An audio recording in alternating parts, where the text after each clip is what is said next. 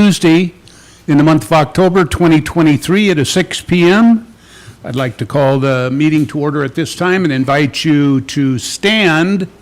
Tonight, our scheduled invocation is by Pastor David Parker with the First United Church. Immediately following that, I will lead us in the Pledge of Allegiance, but we're not sure whether Pastor Parker is here. And if not, we will just take a moment of silence, please.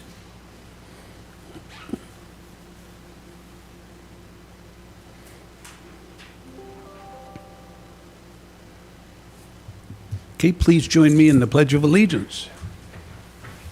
I pledge allegiance to the flag of the United States of America and to the republic for which it stands, one nation, under God, indivisible, with liberty and justice for all.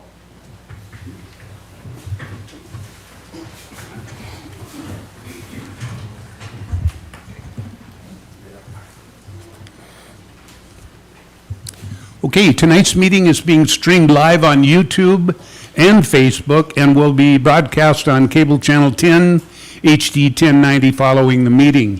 Attendees are participating in person and via teleconference. Guests that are included in staff presentations will be excused at the conclusion of the agenda item as appropriate. So I believe that we have a full council, except we know that Councilmember Munns has asked to be excused and cannot be with us tonight, so I would entertain a motion to excuse Councilmember Munns. Yes, Mayor Pro Tem. I move to excuse Councilmember Munns. Second. So we have motion and a second to excuse Councilmember Munns. That motion made by Mayor Pro Tem Heisen, second by Councilor Hoffmeyer. All in favor signify by raising your right hand. Looks like that passes unanimously. Okay. Are there any suggested changes to the agenda? Doesn't look like it, so we'll move forward with the agenda as presented. This evening, we do not have any proclamations scheduled, no special recognitions or community presentations. So we will then move right on to our citizen comment period. This is the time that citizens may comment on consent agenda items or subjects of interest not listed on the agenda at this time. Citizens will have the opportunity to comment on the remaining agenda items during the meeting as appropriate. Citizens can also visit our website prior to the meetings for methods to submit public comment or contact the city clerk, Julie Nestor, by phone or email. When submitting comments, please include your name and address. Public comments sent anonymously will be shared with the mayor and council but will not be displayed. We have received two new public comments since our last regular meeting, one from LaRae Brown regarding marina rates, and the second from Jory Amend regarding West Whidbey Avenue manhole covers. Comments were forwarded to the council and are displayed here. Our city engineering department has addressed the manhole covers with the contractor. The bolts were tightened today as a follow-up to the utility lid raising that occurred last week. So with that, we have one comment to read here. I think that's already been submitted to council.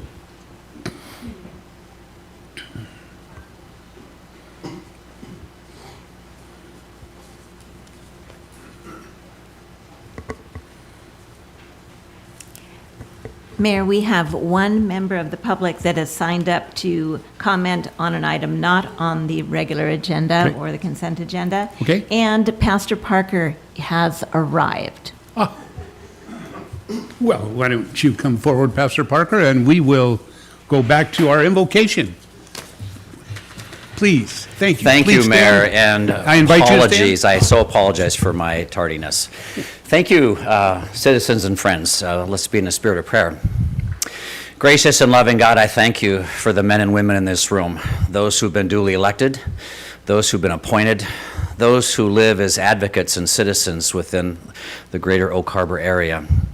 We give you thanks for the freedom and the gift of government and of community, and the opportunity to form neighborhoods and families and a diverse economy and opportunities to grow and to thrive. We gather here in this room tonight because we care about the order and about the welfare of our city. We pray blessings from heaven upon our leaders. We pray for deep and penetrating and civil and sensible conversations, reflections, probings that help us to make better decisions.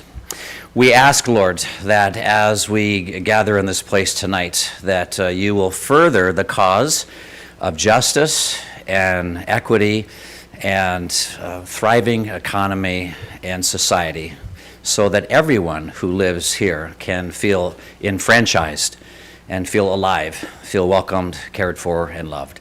So I ask all these blessings in the name of Jesus. Amen. Thank you, Pastor Parker.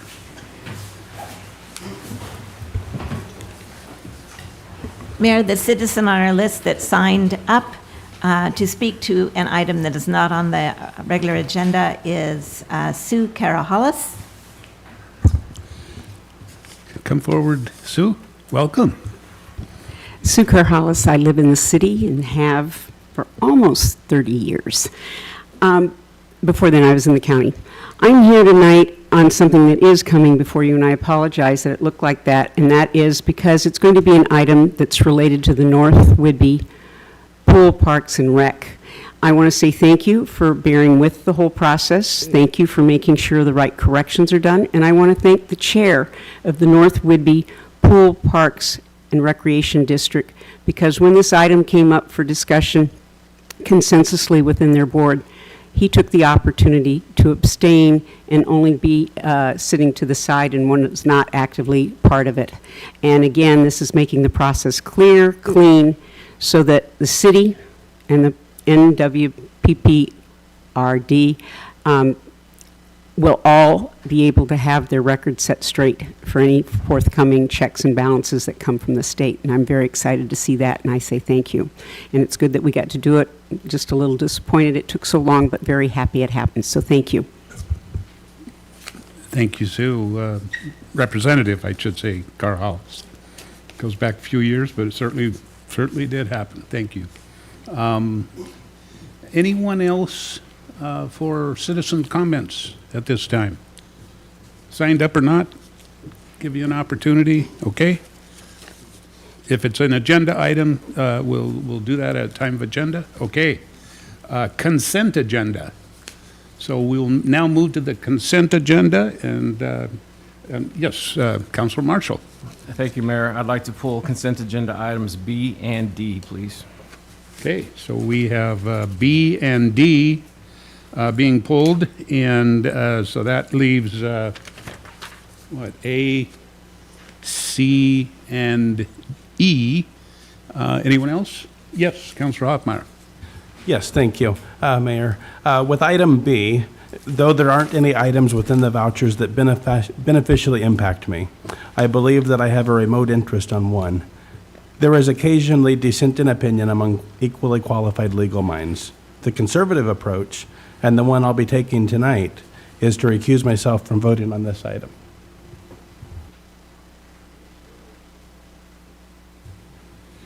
We have that pulled, though. Item B is being pulled, right? And item D.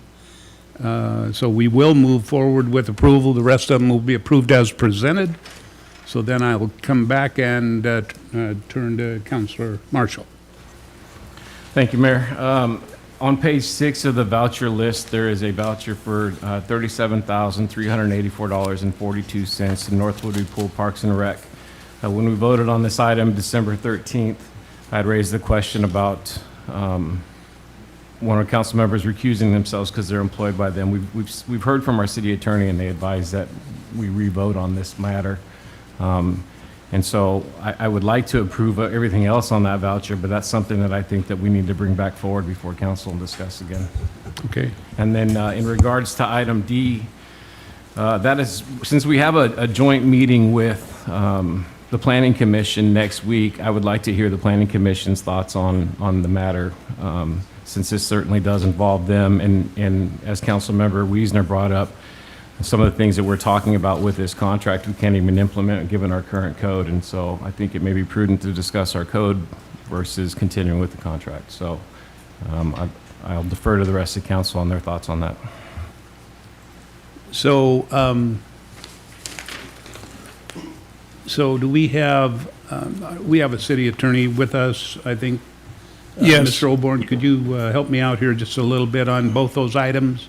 Yeah, And but- and the proper thing to do at this time? Yeah, let's take them separately, Mayor. Okay. I know he's kind of tied them together, but let's get through item B, and our acting attorney here, Bob Zinneman, is here and can kind of give some procedures on whether we should pull this item and talk about it separately. So this is Or D. is it? Item B Oh, B, I'm sorry. on the payment issue. Okay. Let's deal with that one first. Okay. And then we'll come back to item D. I don't think I need an attorney opinion on that item, but let's go ahead. So, Mr. Zinneman, or Bob Z is what I refer to you as. Yes, the other Bob. Yeah, I mean, it's in poll, so you can have a discussion and separate vote on it if you would like.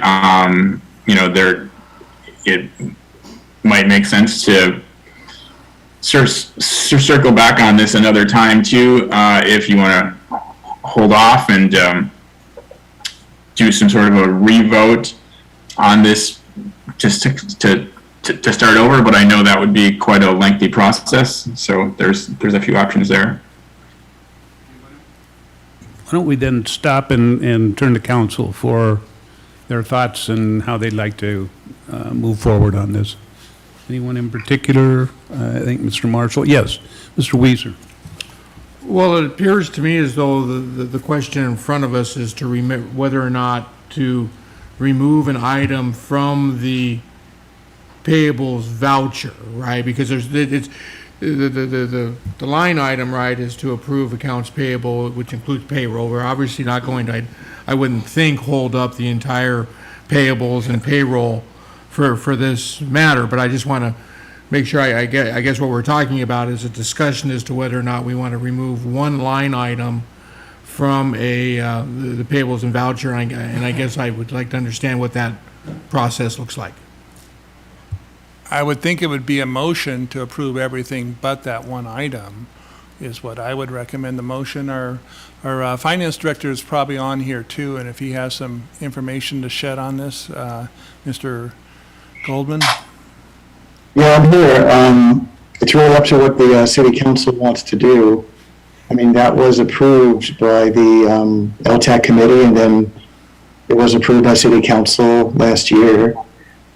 So, we just followed along with what we normally do, the normal process for everything on here. So, yeah.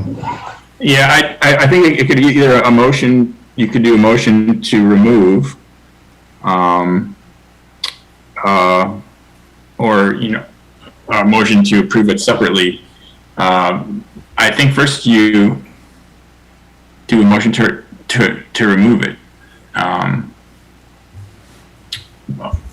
And to really do it formally. Councilor Wittgenstein? Yeah, thank you.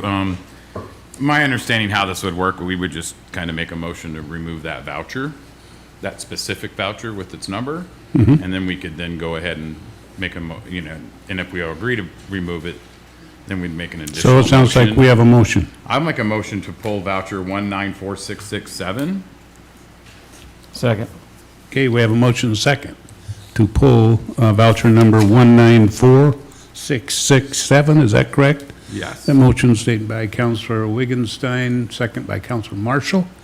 Any other, yes, Councilor Weiser, questions? Yeah, I want a little conversation here because I think I understand the positives with this vote, right? The positives are we're just going to make sure that we're going through the process to make sure everything's right, and if it's not right, we're going to do what is right, and obviously we as a council have the I guess inalienable right to go back on a previous decision if we have something come forward that indicates it needs to be relooked at, right? And so there's the positives, right? We have that ability to go back, look. We appreciate the folks who have brought forth the issue, and obviously we've done some conversations with the attorney and staff over it, but I think there's some more conversation to be had as to what's the right path. So, with that said, understand the positives, negatives. Mr. Goldman, is there anything on your end that this is going to cause rippling effects? I mean, it's a signed agreement, so I'm not sure if a discussion would have to be made with the recipient on that. Okay, understand it. And, have you had any discussions with North Woodbury Park and Rec? Is this going to put them in just like a horrendous position where they feel as though they have to, Mr. No, Open? I have not had discussions regarding this. So my recommendation was that they proceed with the payment. They have an approved agreement with the city. And so when that brought up, I recommended that they approved, and no council member had brought up previously any concerns with this or revisited this item, but certainly you have your discretion to do it at this time. I don't think we're making a decision today to not go forward with the payment. What I think we're doing is we're making a decision today to remove this particular payment Yeah. from this particular voucher so we can continue the discussion. So Yeah. I just want to make sure that we're clear there that that's not the decision we're making. So I don't know why delaying the payment unless there's something I'm missing. Why delaying the payment? I mean, this is something obviously that was approved back in December and it's now October. Obviously, it hasn't been an urgent thing to get the payment out the door up until now. So I just want to make sure I'm not missing something there. I believe the contract expires at the end of this year. Is that correct, Mr. Goldman? Well, that's my understanding. We also have Chaz Webster on the line as well, who can provide more details on the exact items on the contract itself. Hi, this is Chaz Webster, Finance Manager. Yes, the contract has an expiration date actually of January 2024, because that's when they have the amount of time to ask for a reimbursement. So at this time, the motion is to remove this from this consent agenda item, this one voucher. Okay. Yeah, just But to we're not remove the- saying not pay it or not No, saying we're just pay it. saying We're in order- removing it. Yeah, in order to move the Okay. rest of the payroll and vouchers Any- forward, yep. I want to, my motion is to remove this one for whatever, I mean, we're just removing it, and then we can come back and Okay. make a motion to pay or not pay. Any other questions or input? All in favor signify by raising your right hand for removing it. And all opposed, same sign. So we have one opposed and 4 to remove. Is that right? Yeah, I'm trying to get clarity here, though. So do you need to approve all the motions without that voucher now? Is that the intent? So now we would go back and Okay. approve if this is completed, we would then. Yes, we'll need a approve motion, the yes. agenda item without that voucher. We would then need to approve the agenda item at that That's point. correct. Yeah. Okay. That's correct. And it would need a motion, I would assume, since we pulled Okay. it from the consent agenda. So does council want to do that now, or do you want to talk about both of them? I move to approve the rest of the vouchers as presented. Second. So a motion second to approve the rest of the vouchers. And I assume that includes the payroll as presented. That motion is made by Councilor Marshall, second by Councilor Wittgenstein. Any questions or input about that? All in favor signify by raising your right hand. Any opposed? Okay, so that passes, and we are, yes, Councilor. I just wanted to make sure that staff was clear now. The next direction is we need to revisit that issue and understand the proper way to revisit that issue. And so, Yeah, I guess the question is, option one, you can just vote on that item and see whether the vote's there tonight. You can table this item. It wasn't tabled to a specific time. Bring it back to another council meeting and we can discuss the whole issue again. Those are the two options that I view you can do, Yeah. but you can certainly come up with other options. And our city attorney, is there other options you can recommend? those were the two options that I was going to suggest. Yeah, they can, just discuss it now for a vote to approve or not approve, or table it and wait. Perhaps when Hillary's back, Evans is back at your next meeting. It sounds like there's not anything that would be harmed given the line of questioning and Mr. Goldman's responses. So I was about to correct you. sorry, yeah. So sorry. So waiting would be okay. It sounds like. So it's up to the council. Yeah, and the date I would recommend you, if the motion was to continue the item or table it to the November 8th council meeting. So it's up to council, what they prefer to do. Councilor Marshall? Thank you, Mayor. Before I make my recommendation, I would like to address something that Mr. Oborn said, in that this wasn't questioned previously. In the communication that we received from the city attorney, this was questioned back in May, and it was advised back in May. And so we had advice from the city attorney that was provided to one of our council members and to yourself and to Mr. Oborn as to how we should proceed with this matter. The two options that we were provided with today are do nothing or revote at an upcoming council meeting. And so since we've decided to pull this option, I would follow the advice of the city attorney and vote on it at an upcoming council meeting. Okay. Anyone else? Yeah, I believe that we don't want to kick this can down the road very long. I think it needs to be done fairly quickly and addressed pretty quickly. But I think it needs its own spot on our agenda, and I would be in favor of that table to the November 8th meeting. This is really just to prevent any more embarrassment to the city, I believe. And I'd like that to not happen. And so I think this is just the most prudent way to move forward. Okay. Anyone else? So that's what we'll do then. Sounds like. We need a motion, Mayor? Councilor Wiggins. I move that we move this voucher payment and this issue back up to the Wednesday, November 8th city council meeting. Second. Yep. Okay, we have a motion and a second to move this particular voucher item, and I've forgotten the number now, but I think we have it well documented here. And We know the intent. Yeah. That motion is made by Councilor Wittgenstein, second by Councilor Marshall. All in favor signify by raising your right hand. Okay, that passes 5-2. Okay, 5-2. Any opposed? Okay. Okay, so we then will go to item number D on the consent agenda, which is amendment number 2 to professional services agreement, Hemstad Consulting for the multifamily tax exemption program. And we talked, yes, we have our Development Services Director, Mr. David Gould. Welcome, Mr. Gould. Thank you, Mayor, members of council. The multifamily tax exemption program, you remember we've been working on that for some time.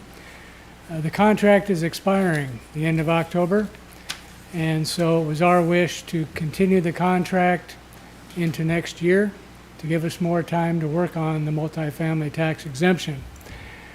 The amount of money we have left on the contract is about $4,000, and at this time we're not asking for more money. We're just asking to extend the contract into next year so we can continue to work on it with the consultant and come back with more information. If we need more money next year, we'll come back at that time and ask for more. So that's the reason why we're asking for this contract extension today. Okay. So turn to council. Councilor Wittgenstein.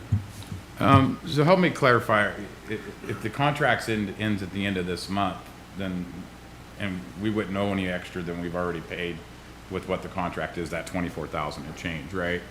And so by extending the contract beyond that and renewing the contract, are we going to accrue any more fees and expense starting November 1st? Good question. Thank you for that. There will be no more expenses charged to this account until next year if we engage with Hemstad Consulting again. This just buys us more time, so we don't have to go back out and do another RFP to find another firm to do the work. So the $4,000 will remain till next year. Once we start engaging with them, then they'll start billing against that amount. And at that time, we'll have to decide if we want to add more money to it, if we feel like we're making progress or not.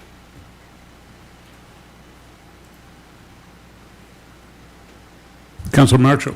Thank you, Mayor. I just questioned the reason for the extension. We've already granted one extension, and we gave them till October 31st, 2023. Why were they not able to complete the work in the time that we've already allotted for them, and why did they need a whole additional year beyond that? We went from July 11 to October 31, and now we're going October 31 to October 31. And so I wonder why the need for that much more time. Another good question. I probably underestimated the amount of time it would take us to get through this process. I was the one who only asked for a 2-month extension, thinking that it would go pretty fast, but I realized it's more complicated than that. We are actually anticipating trying to use the residential target area as part of our future growth planning for the perimeter of the city, and that's a much bigger project for us as we work towards expanding our growth boundary. We'd like to use those residential target areas out on the perimeter of the city, and that's something that Hemstad Consulting is helping us with. So I think we need more time to be able to absorb all that, figure out where we want to go with that, and I think that's going to take us more time on the housing front. The comp plan amendment, as you know, starts up now, and it'll go through all of 25, actually. And so we're going to need more time to try and digest how that's going to affect our long-term growth planning. So I'm just hopeful to extend the contract today, keep it going, and then we'll have more conversations next year. Would there be any issues with that, adding this as an action item to our workshop next week to allow us the opportunity to speak with the Planning Commission on the Tuesday prior? I believe we're meeting with them on Tuesday, and then we have workshop Wednesday. I mean, could this become an action item for next week's workshop to give us that opportunity to speak with the Planning Commission? Because I'd love to get their input on how this process is going. We could do that. If you'd like to, we could continue it to the workshop and make it an agenda item. I think the council workshop, you can make a motion to do that. That's Julie, help me out with the date. 25th. I'll defer to the rest of the council, see what their thoughts on it. Otherwise, if there's no objection, then I'll make the motion. Councilor Wigginstein? No objection for me. I think that's a solid plan. Just so that we're knowing where we're at with the county and everything else and whatnot. It doesn't make sense to keep kicking something down the road again until, especially if our zoning doesn't even allow for these programs. So, I mean, there's a lot of confusion in that. And I think we need more. And it would still be within the end of the month. Sounds like a motion. All right, Mayor, thank you. Then I move to make this an action item at the October 25th workshop for the Oak Harbor City Council. Second. Okay, we got a motion and a second to take this item on the consent agenda and move it to the meeting, the regular council, the council workshop on, help me with the date. October 25th, okay. And that motion was made by Councilor Marshall. And was that second made by Councilor Wiesner? Yes, that's what I thought. Thank you. Thanks for helping. Anyone have any other questions or input? Seeing none, all in favor signify by raising your right hand. Your approval. Okay, that passes unanimously. Okay. I think we're done with the consent agenda, aren't we? Good. Gosh, darn it, we're making headway. Okay, item number 5A on our agenda is mayor comments, and I do have a few. An appreciation letter from the Greater Oak Harbor Chamber of Commerce was received, dated October 4, 2023. The letter expresses the Chamber's gratitude to the City of Oak Harbor for support and assistance throughout this year's events. The letter is displayed here. The city likewise appreciates the work of the Chamber in their promotion and betterment of our community. I believe I'll send them a letter too. Thank you. So the Association of Washington Cities has their elected officials workshop, and that is scheduled for Saturday, December 9th. Registration is open to seated elected officials and unopposed candidates at this time. Newly elected officials can register after the November election is certified on November 28th and still make that December 9th Saturday meeting. Please see the Executive Assistant, Mikhail Finkel, for registration assistance, and I would recommend signing up to go for that. It was many moons ago that I attended that same AWC workshop, and it was a great learning experience. The Rotary Club of Oak Harbor Windmill Lego Contest. The Rotary Club is sponsoring a contest for elementary school students on October 19th. Bring completed entries to the Oak Harbor High School Library at 5:30 p.m. Well, that's interesting. Good. We invite you to join city staff and local schools and agencies in participating in the Great Shakeout earthquake drills, Thursday, October 19th. These drills encourage preparedness and review of earthquake safety guidelines. You can register at shakeout.org. Remember, shake out, don't freak out. I didn't write that, but that's all right. Nice job, staff. Thank you. Live fire training. Our fire department will conduct a live fire training exercise. Now, these are always fun. They're going to remove a structure located at the site of our future fire station. So we're going to have our firefighters starting a fire and putting it out, and I'll bet you they're going to have fun. That's on Southwest Swantown Avenue, property that we purchased there. They're going to do that on October 28th from 8 a.m. to 4 p.m. with the weather permitting. Chief, what, you don't do that in the rain, or what? Weather? It's not a problem, wind is. Wind is a problem, good point, yeah. Like the wind doesn't blow this time of the year. Good point, okay, it may not happen if it's too windy. Correct. Otherwise, it's October 28th, 8 a.m. to 4 p.m. They'll be conducting a live fire training. The westbound lane will be closed to traffic. So that'll be interesting. And finally, the Drug Education Administration National Take Back, the DEA National Take Back Day is Saturday, October 28th. Turn in your unneeded medications for safe disposal, and you can do that at the Oak Harbor Police Department from 10 a.m. to 2 p.m., Saturday the 28th. And then upcoming events are displayed on our screen right now. Got some fun Halloween events taking place around our city.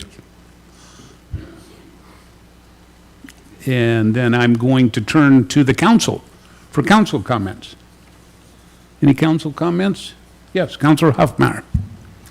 Great job, Mayor. Just real quick, boy, it's nice to look out here and see 20-something faces in council chambers, a lot of friendly faces. Thank you all for coming. Anyone else? Yes, Councilor Stuckey. Just a quick update. I got to go to my first Island County Joint Tourism meeting. It was insightful. One note, Sherry Wyatt, who's kind of helmed with that, is actually going to be retiring. So she will be there till the end of the year, I believe. Yeah.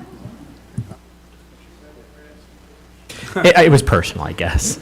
I believe she's going to be doing something to do with encouraging movies in rural areas, something of that nature. So, best of luck to her. Wow, thanks, Councilor Stuckey. Thank you.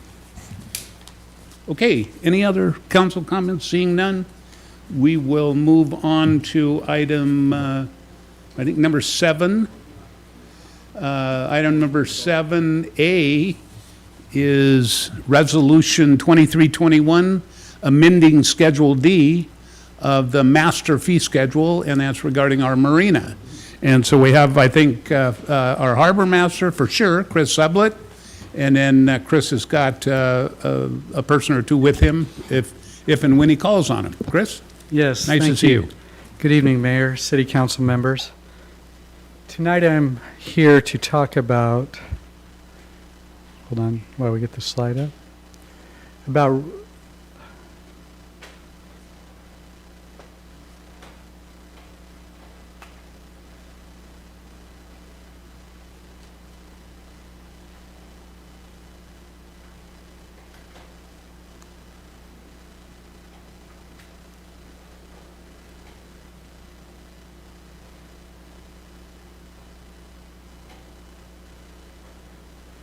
Thanks, Tim. So I'm here tonight to talk about Resolution 2321, which is amending Schedule D of the Marina of the Master Fee Schedule. Before I get too far into this, I just really want to acknowledge that, you know, this is a sensitive issue. This is a topic that affects every marina user. It affects their income, what they're going to be paying at the marina, that sort of thing. And I realize this is tough, and I thank the Marina Advisory Committee for the hard work they put into it. And this is going to be a hard discussion, but in order for the marina to continue to keep growing and to keep going, we have to have these discussions. So with that, as we move through this presentation, and it's a rather short presentation, just some historical information. On March 19th, 2019, City Council approved a resolution to increase the rates on April 1st in 2019, 20, 21, and 22. Over the past few months, the City Council has discussed this item at 3 times at workshops, and that was in June, September, and October. We've also vetted this with the Marina Advisory Committee, and they've been a tremendous help, as they usually are. And we talked about this at 5 Marina Advisory Committee meetings, and twice they made a formal recommendation to propose the Bradley proposal. It should also be noted that during that time there was also another vote back in June when they voted to approve the BST plan, and that's the other plan we're going to be talking about tonight. And unfortunately, we were lacking one person, so that vote was tied and it failed to move forward. Then moving forward, we had other meetings, and that's where the Bradley Plan came into play and was formally recommended. Really, the important thing, the goal tonight, is that we approve a new rate schedule for the marina. Each month that we let this slide by, we're losing revenue, and that's hurting the marina. So really, the goal tonight is that we walk away with a new rate plan. We did have a rate study completed by BST and Associates, and I have Paul Sorensen with us tonight, who can answer questions when we get to that part of it. And he compared our rates to other rates in other marinas. And this is really just a best practice and something that we should do every 2, 3, 4 years, just to make sure that we're in line with everybody else. And since we didn't do that, that could be why we're in the situation we're in right now. What that rate study revealed is that we're far below the prices of other marinas that were surveyed. If you look at the survey rates, we're significantly lower than the average prices. We're 32 to 40% less than the median price. And the median price is taking all of the marinas and throwing out the highest and the lowest and getting the median price there. And then we're way below the 90th percentile, and truthfully, the 90th percentile is not where we want to be. What was most disturbing about that was that if we continue on the path we're essentially not sustainable. Eventually, we won't be able to keep up with the operational costs, the day-to-day costs, putting in new cleats, fixing cement, doing power boxes. All of those things require parts, and we'll no longer be able to do that. What we did find out was that the biggest discrepancies are in the bigger boats in the 50 to 59 space category. So BST's recommendation was to increase all rates and fees over 3 years to reach the median 2023 comparable rate in 2025. And what that means is in 2025, we're going to be at the median rate of 2023. So we're going to be way behind the curve because as marinas increase their rates, we're going to fall farther and farther behind. Again, the median rate is lower than the average and the 90% rates. The largest increase are in the larger boats, and the larger boats are priced far below the median rate in 2023. We believe that this will keep our rates lower than the surrounding marinas, and that would be La Conner, Cap Sante, Skyline, all of those. We believe that the BST rate will also optimize revenue over the next 3 years. It's still going to offer an exceptional value because we're not going to be priced similar or even close to the marinas around us. And honestly, it ensures a fair and equitable rate increase for all size boats in the Oak Harbor Marina. Again, the goal of the BST rate increase idea was to increase all rates of all boats, not just some, to the median rate in 2023. So just to summarize it, we believe that the BST and Associates rate recommendation is fair and equitable, optimizes mortgage revenue, and provides exceptional value to our tenants and guests.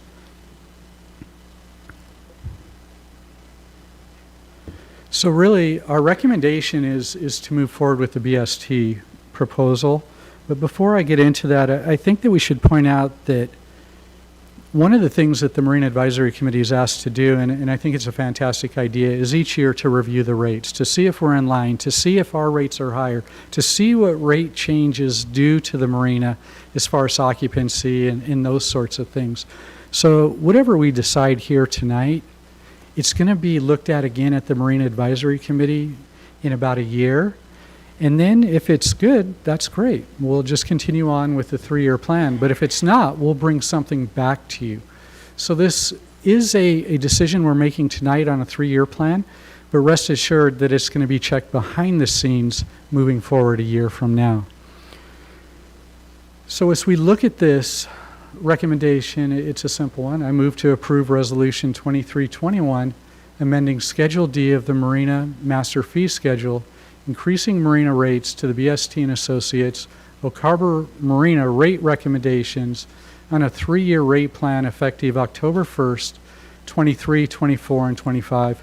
Obviously, October 1st is passed this year, so we would make that November 1st this year, and then October 1st the rest of the years. And that ties in well with the boating season. Traditionally, the boating season ends in September, and it just provides a great opportunity for us to do that. So I'd be happy to answer any questions.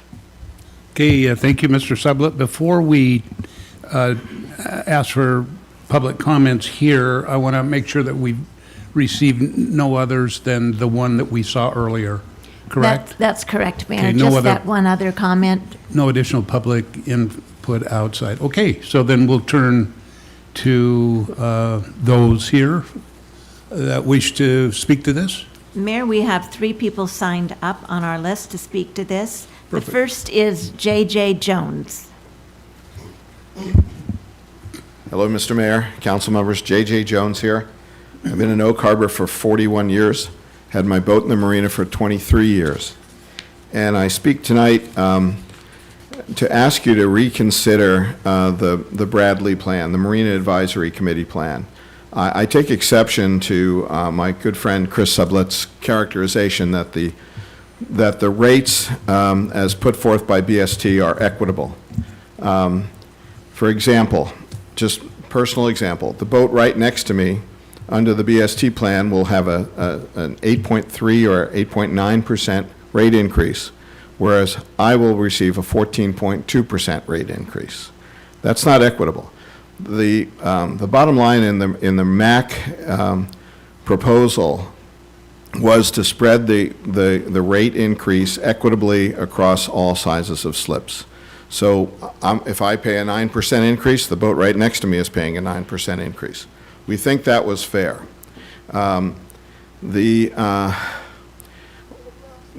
We know there's a lot of people here, there are a few people here tonight that want to speak on the rate increase. We know from the Marina Advisory Committee and being in the marina a long time that we do need to raise the rates.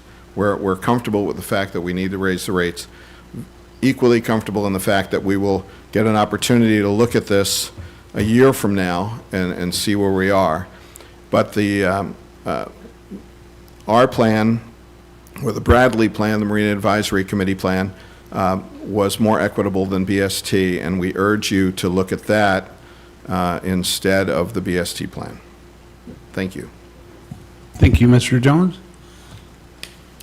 Mayor, next on the list is Peter Dixon.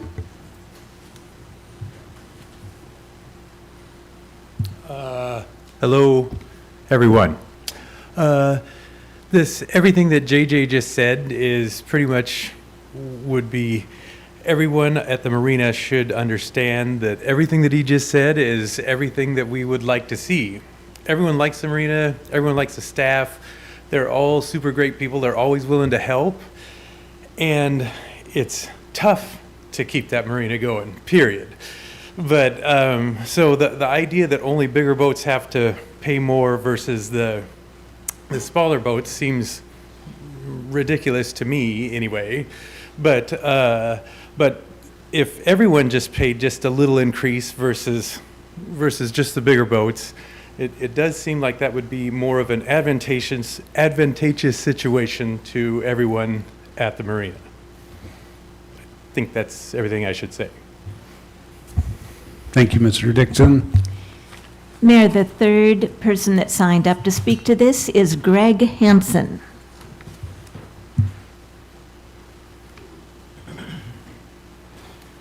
Yes, I just would like to ask the council to accept my opinion as a non-Oak Harbor resident, but I've been involved in boating here on Whidbey Island for more than 6 years.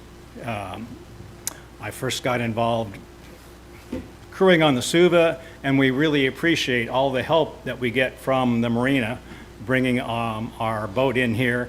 It's helping support a little piece of Whidbey Island heritage, and we greatly appreciate the help that we get from the yacht harbor here.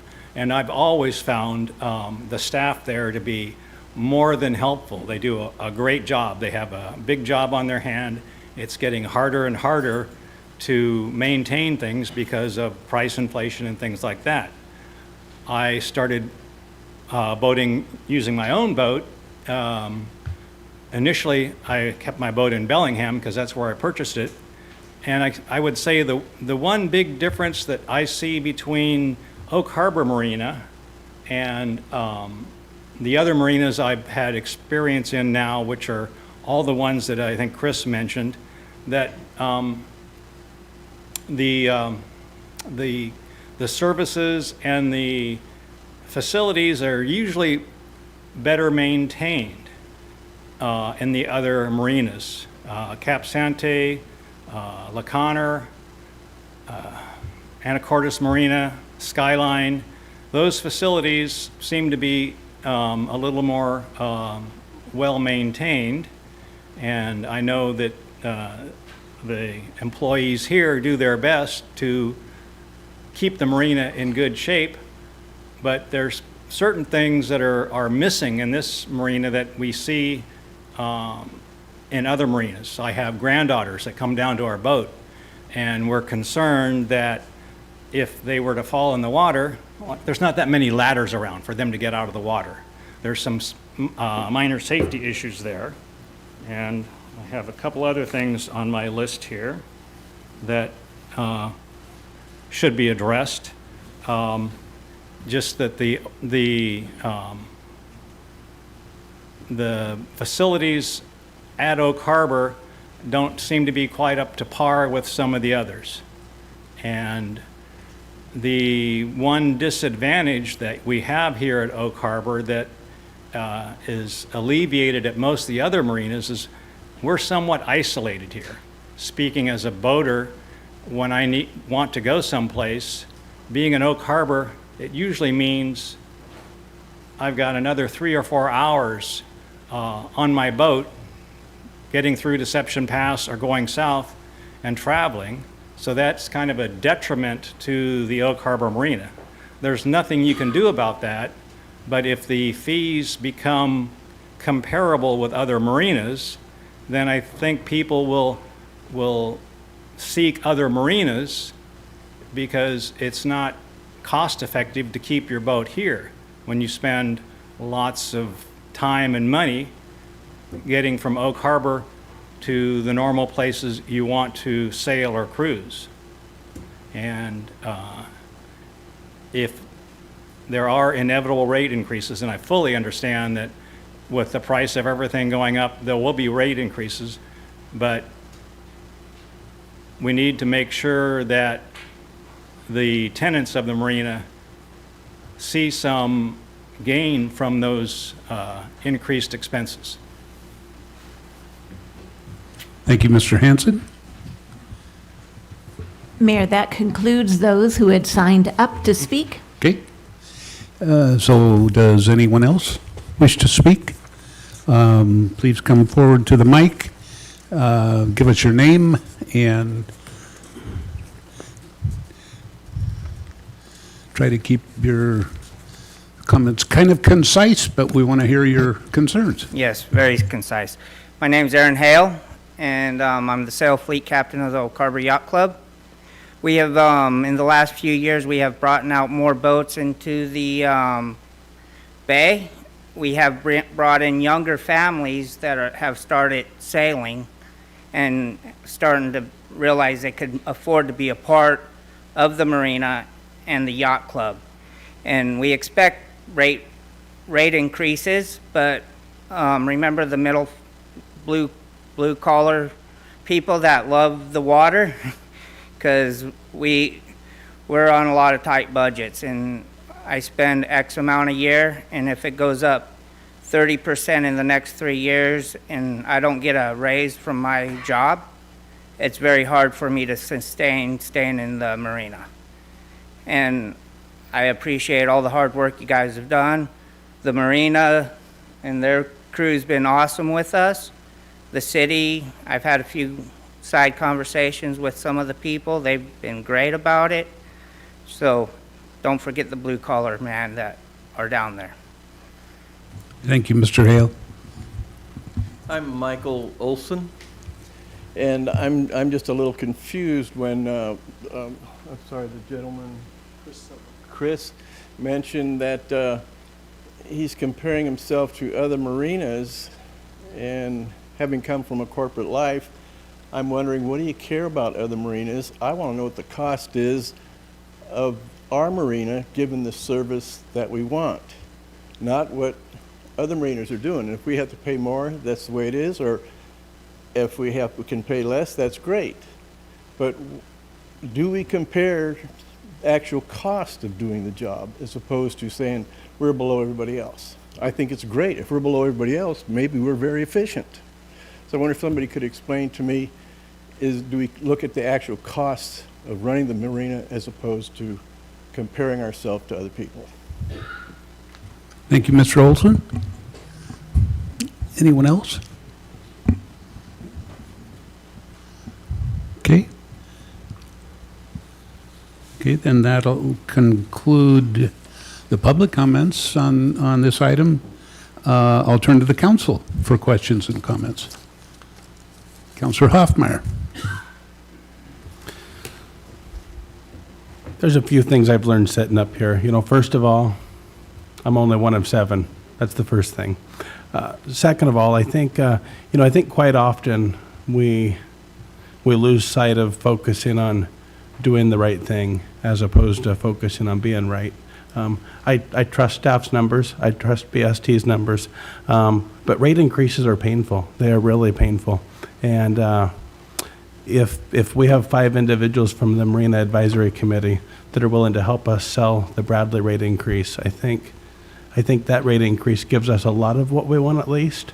So for me, myself, I'm not going to go against the Marina Advisory Committee, but I also recognize there are 6 other council members.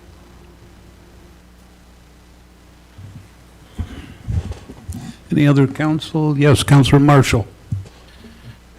Well, thank you, Mayor.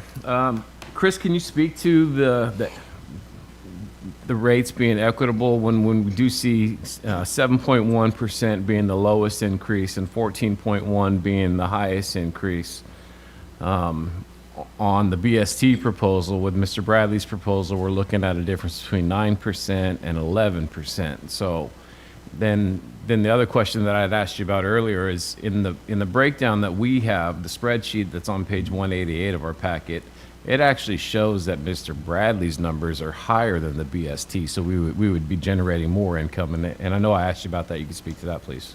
Sure, I can do that. Tim, can you put my presentation back up, please?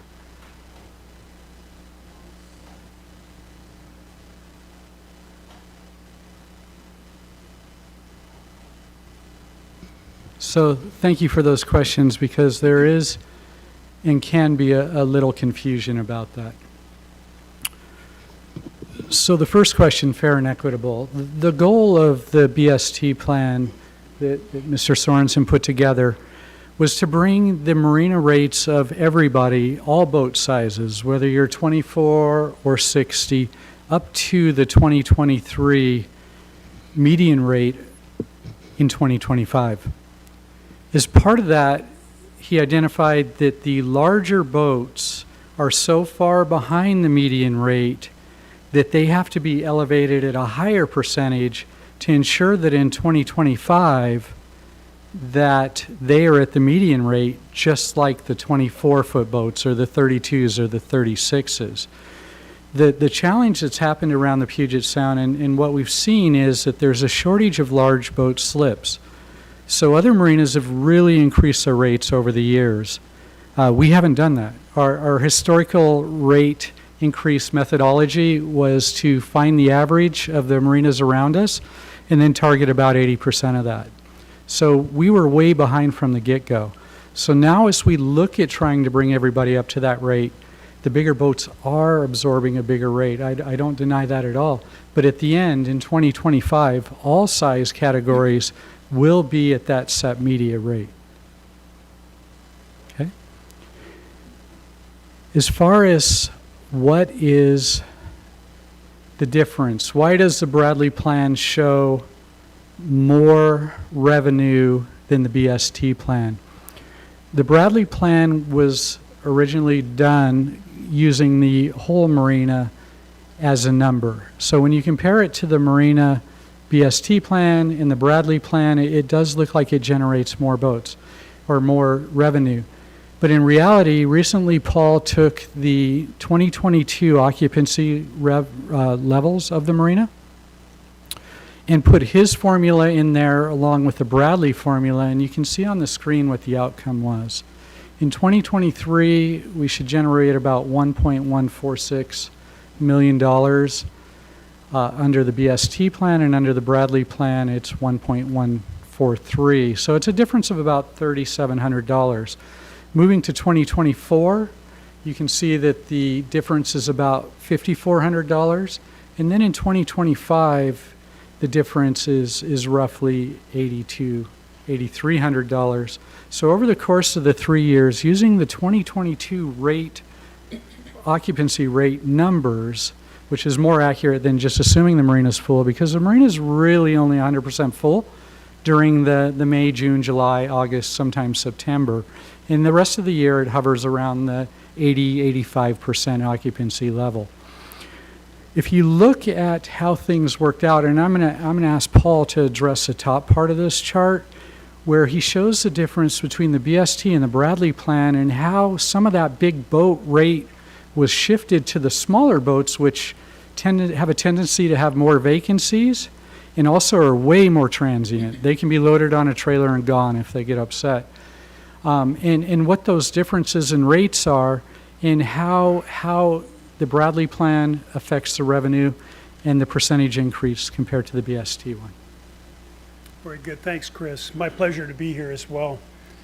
And I know these are really contentious times, but I'd just like to underscore what Chris started with, is that you really have an unsustainable model right now. I looked at this from 2009 to 2022, and average revenue grew on an average basis of around 3% per year. Expenses grew at 5%. So you're at the point where you're barely covering your operating expenses, which doesn't put anything in the reserves for the increased costs that you have right now. Secondly, in all the studies that we've done and all the marinas that we've looked at, There is no vacancy in boats that are over 30 or very small vacancies. The wait list, for example, in Cap Santee is larger than the number of slips that they have in slips that are over 30 feet. It's a very big shortage right now. On the other hand, the average occupancy from a financial standpoint that you have for these small boats in the 24 and the 28 on a financial basis is less than 50%. So my fear is that if you shift rates and try and put it on the smaller boats, they're just going to leave. And that doesn't help you with your sustainability in terms of increasing that revenue and making sure that it grows not only to cover the operating expenses.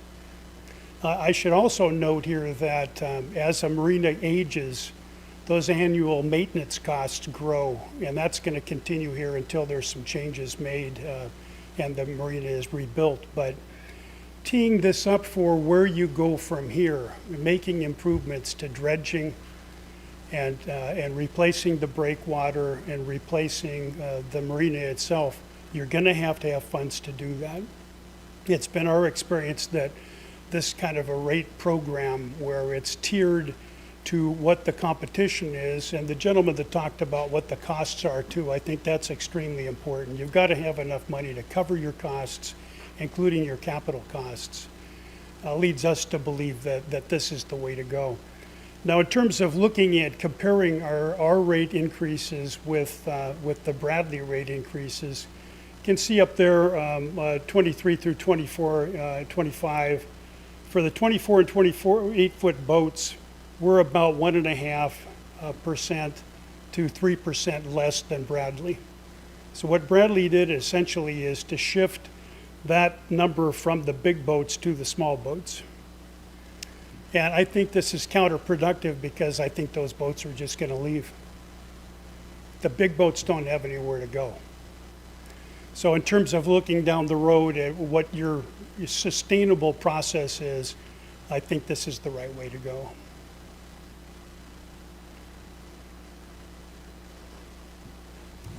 Councilor Stuckey.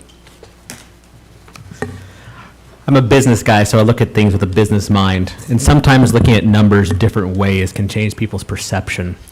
I'm looking at a slide from the last workshop where we talked about the rate increases, and we're comparing the BST option to the Bradley option. And I'm looking at the extremes. I'm looking at the 24, I'm looking at the 60-foot. I'm going to the extremes on both sides.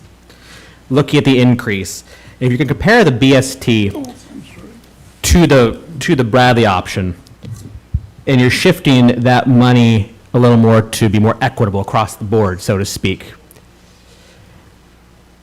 With the Bradley option, if I have a 24-foot boat in 2025, so we're talking all these increases, I'm not going next, at the very end of the day, I will be paying $13 more if I have a 24-foot boat under the Bradley option than the BST option. If I have a 60-foot boat, and I would love to have a 60-foot boat, but I think I got a little bit of time, and I hear sometimes they're a boat anchor, no pun, okay, a little bit pun intended. I'll be paying $69 more, and I'm rounding the change, $69 more under the BST. I'm going to be generalized here, but the question is, can someone with a 24-foot boat better take a $13 hit compared to somebody with a 60-foot boat taking a 69-foot hit per month? Am I going to say everybody who has a 60-foot boat is living high on the hog?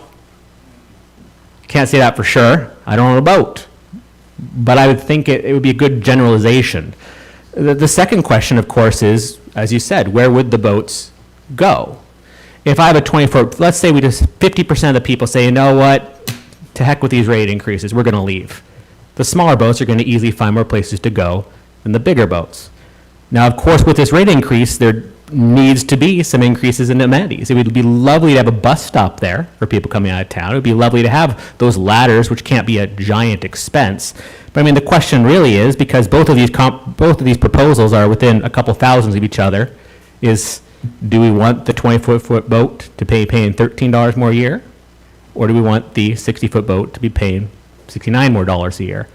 I would make the argument that those with a 60-foot boat could absorb the cost a little bit better than those with a 24-foot boat. And I know that's a generalization. There could be folks living high on the hog with a 24-foot boat and people not living too good on the 60-foot boat. But people who make a higher income also pay more in taxes. It just comes with income. So I know it's probably not popular with this group, and if I owned a boat, I certainly would be here opposing any rate increase, and that's what I would expect. I'd be right there with you. So I understand where everyone here is coming as well, but that's how I look at it. Can the bigger boats absorb that a little bit better? For the most part, they can, I believe, and I don't like the idea of twisting the knife because there's nowhere else to go. That doesn't sound great, but it's the economics of the situation, at least from where I sit. Thank you. Councilor Wittgenstein. Yeah, quick kind of vocabulary lesson maybe for myself and everybody else. Equity versus equality, right? One plan looks to be more equal across the board. One looks more equitable across the board. What does equitable really mean, right? If I get you 4 people, one in a wheelchair, one short, one tall, one medium height, and they all want to look over the same fence, is that equal, or do we got to be equitable by giving them what they need, right? This is what we're talking about here too as well. What do our voters need within our community? They need better amenities. We know that. There's no doubting that. All of us kind of agree on that.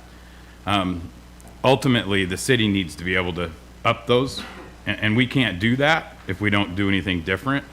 And for me, the BST plan, unfortunately, to those with the larger boats, makes the most sense for the long run of the city in order to continue to upgrade those facilities and have the money available to do it, as well as we're going to have to get creative and find some money to put into that marina as well. But that's not what we're not here to discuss that today, though that is important to us as well. It's been part of our workshops. So that's kind of where I'm coming from. I really appreciate the shares from our community. I too am one of those blue collar workers. Counselors don't make a lot. I mean, we don't make anything really here worthwhile, but I'm also a counselor and I don't make a lot of money either, right? So I wouldn't be able to afford at this point in time to put a 24-foot boat in the water, even though I'd love to have a 24-foot boat that could be seaworthy. I just have a lake boat and it sits and collects mold. So that's kind of where I'm at. We're only talking a little handful of dollars. Yes, that percentage of increase on that middle of the road is a little bit of a sticker shock. But as it's explained throughout this process, it looks to me like the long-term plan, and I'm a long-term thinker. Where are we going to have this marina in 25 years? If we don't start being smart about how we do this, the long-term run, we're not going to have it. And if we raise the rates under the Bradley plan and a third of the small boats leave, we're still right where we are today. And that's my line of thought through that process. So thank you. Any other? Councilor Wiesner. Yeah, I just have to interject, one of the reasons this is so hard is because we value our Marine Advisory Committee so much, right? I mean, I just want to say that, right? I mean, we rely upon the community volunteers in our advisory committees, and we take their recommendations very, very, very seriously. Otherwise, we wouldn't be up here lamenting about this, right? Yeah, let's face it, we're all in agreement that we need to increase rates. We're all in agreement that, we need to generate another 140,000, plus a year to keep the marina alive. We all agree that the rate increase probably has to come before additional services are provided. And we all agree that we probably can do a little bit better in providing services, not better with what we have, but creating more services, right? But we need the money to do that, and I think we all have the same desire to do so, along with the people who, frequent the marina. I've been obviously very vocal about the marina and my dreams for the marina. Chris is getting tired of hearing it over there, right? But, I want to connect the marina to downtown. I want to see a a more stable funding platform for the marina. I don't want to see the marina to continue to be funded off the backs of the people at the marina. I want it to become the jewel of the city. I want community people to want to go down to the marina, and people who don't have boats moored there to see the marina as the asset it is, and go use it and enjoy it. And I'd love to see food trucks going on down there, and I'd love to see it become a hub for activity. So we're all in agreement that there's more. There's more out there somewhere. It's just how do we divide it up, right? And that's the conversation we're having. And the Marina Advisory Committee is a very valuable entity. And I don't know that I have clear yet in my mind the decision. I'm going to disclose I own a 24-foot boat, right? So I'm going to disclose that right now. The Bradley plan is going to cost me an extra $15 a month by 2025, right? And the reality is, am I going to say, yeah, I can afford that? Well, yeah, I can afford that. But my level of pain is the same as somebody else with a 60-foot boat who, can absorb more level of pain, right? Because obviously if you own a 60-foot boat, that's a lot of pain. Our levels of pain are the same, right? We all feel it. It goes back to that equitable and equity thing.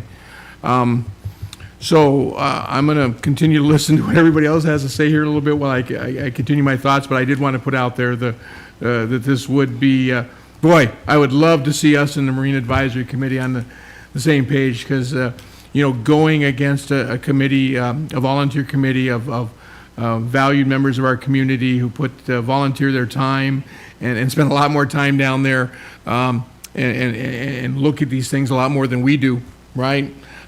Going against that recommendation is really, really hard, but, we've also got consultants we paid and staff we pay and all of this, and, if we're going to hire consultants and then not listen to them, then maybe we should quit hiring consultants, no offense, but you get it, right?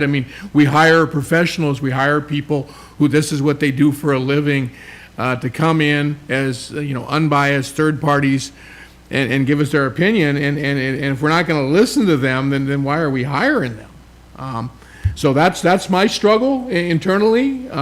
I just wanted to get out there mainly that I appreciate the heck out of all the time and effort that the Marine Advisory Committee, no matter what the outcome of this is, that you guys have put into this, and I appreciate everybody's understanding in the fact that this is something necessary, and I would love to continue to work together with everybody in the community to figure out a better, more stable funding source for the marina, a way to come up with some capital improvements that are sorely needed, and a way to continue to grow that jewel that unfortunately we haven't polished as much as we should have over the years. So it's showing a little bit of tarnish, right?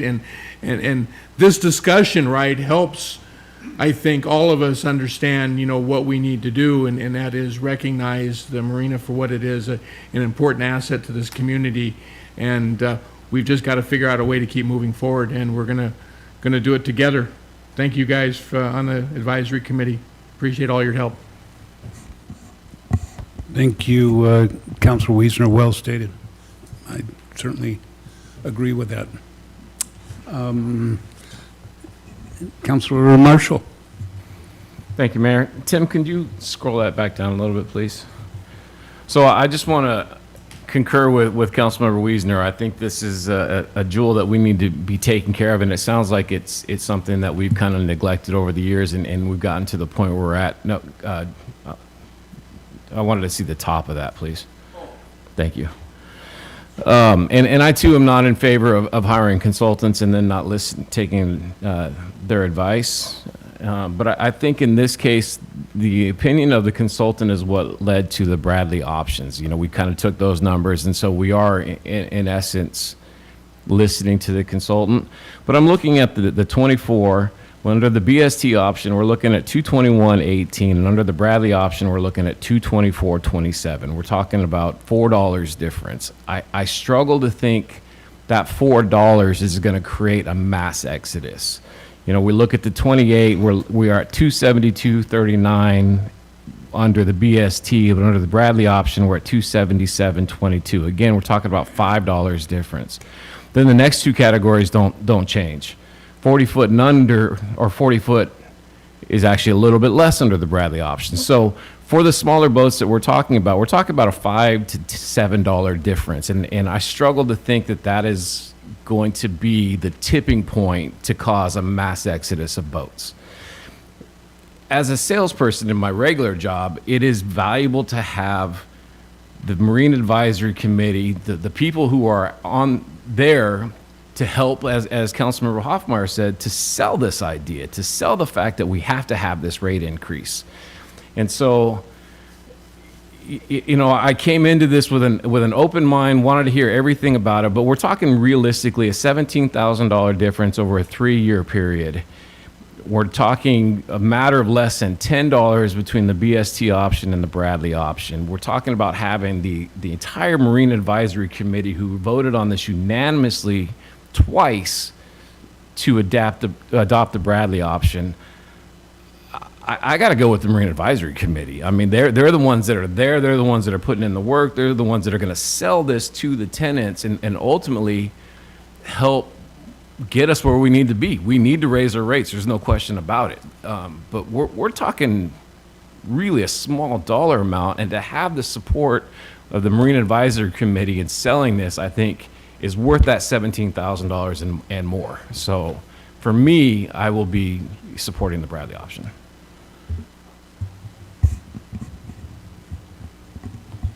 Yes, Mayor Pro Tem. Thank you, Mayor.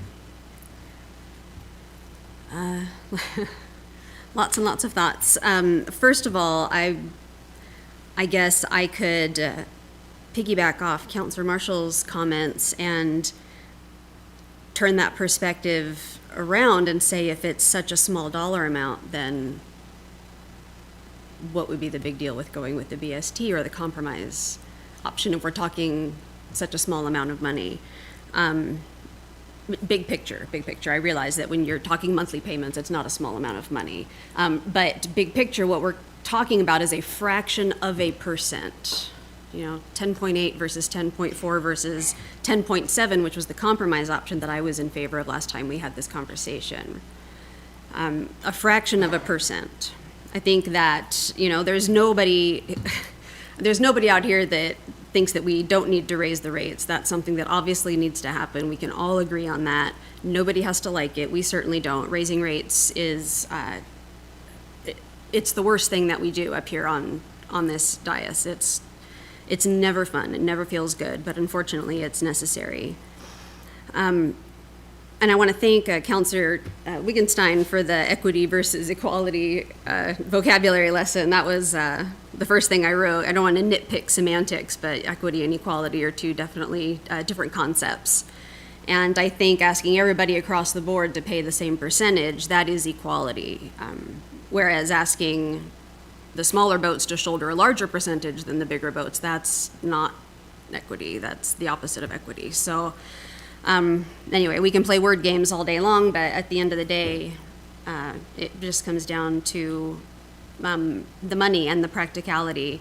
I'm still in favor of the compromise option, but as Councilmember Marshall pointed out, the actual dollar amount at the end of the day is not significant enough for me to die on one hill or another. So I will, I'd probably go with the consensus of my peers in terms of that.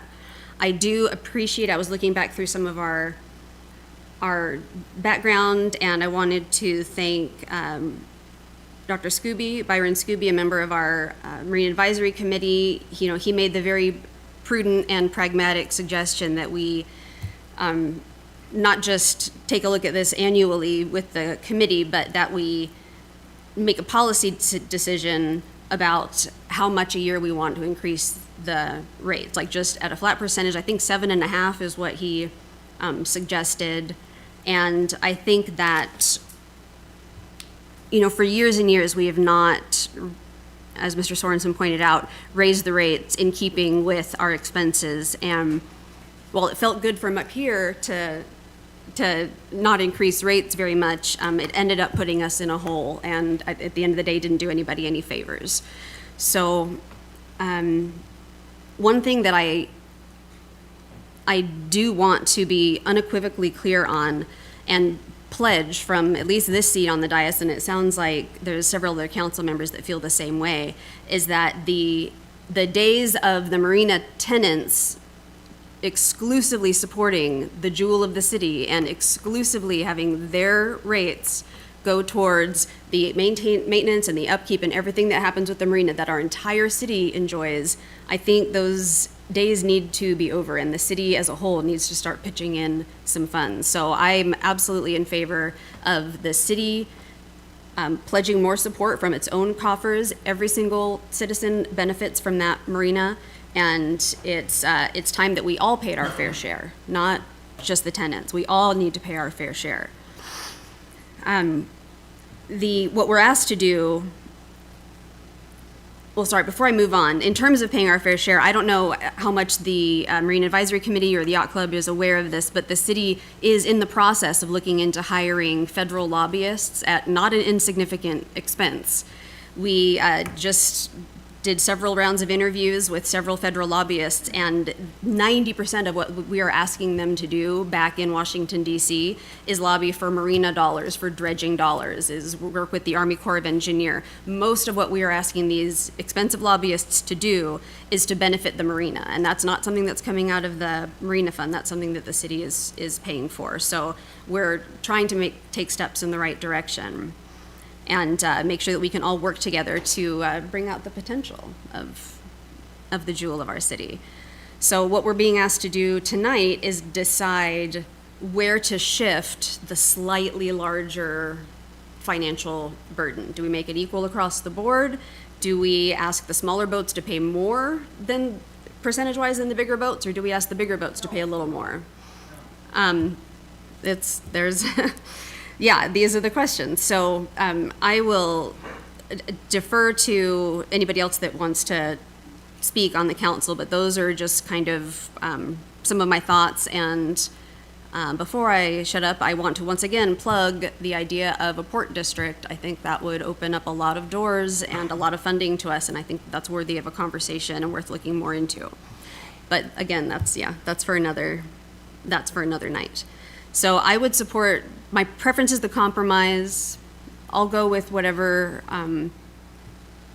options I think the majority of the councilors are going to go with, because at the end of the day, the final amount isn't a whole lot, but we need to do something, and we need to do it tonight. Thank you.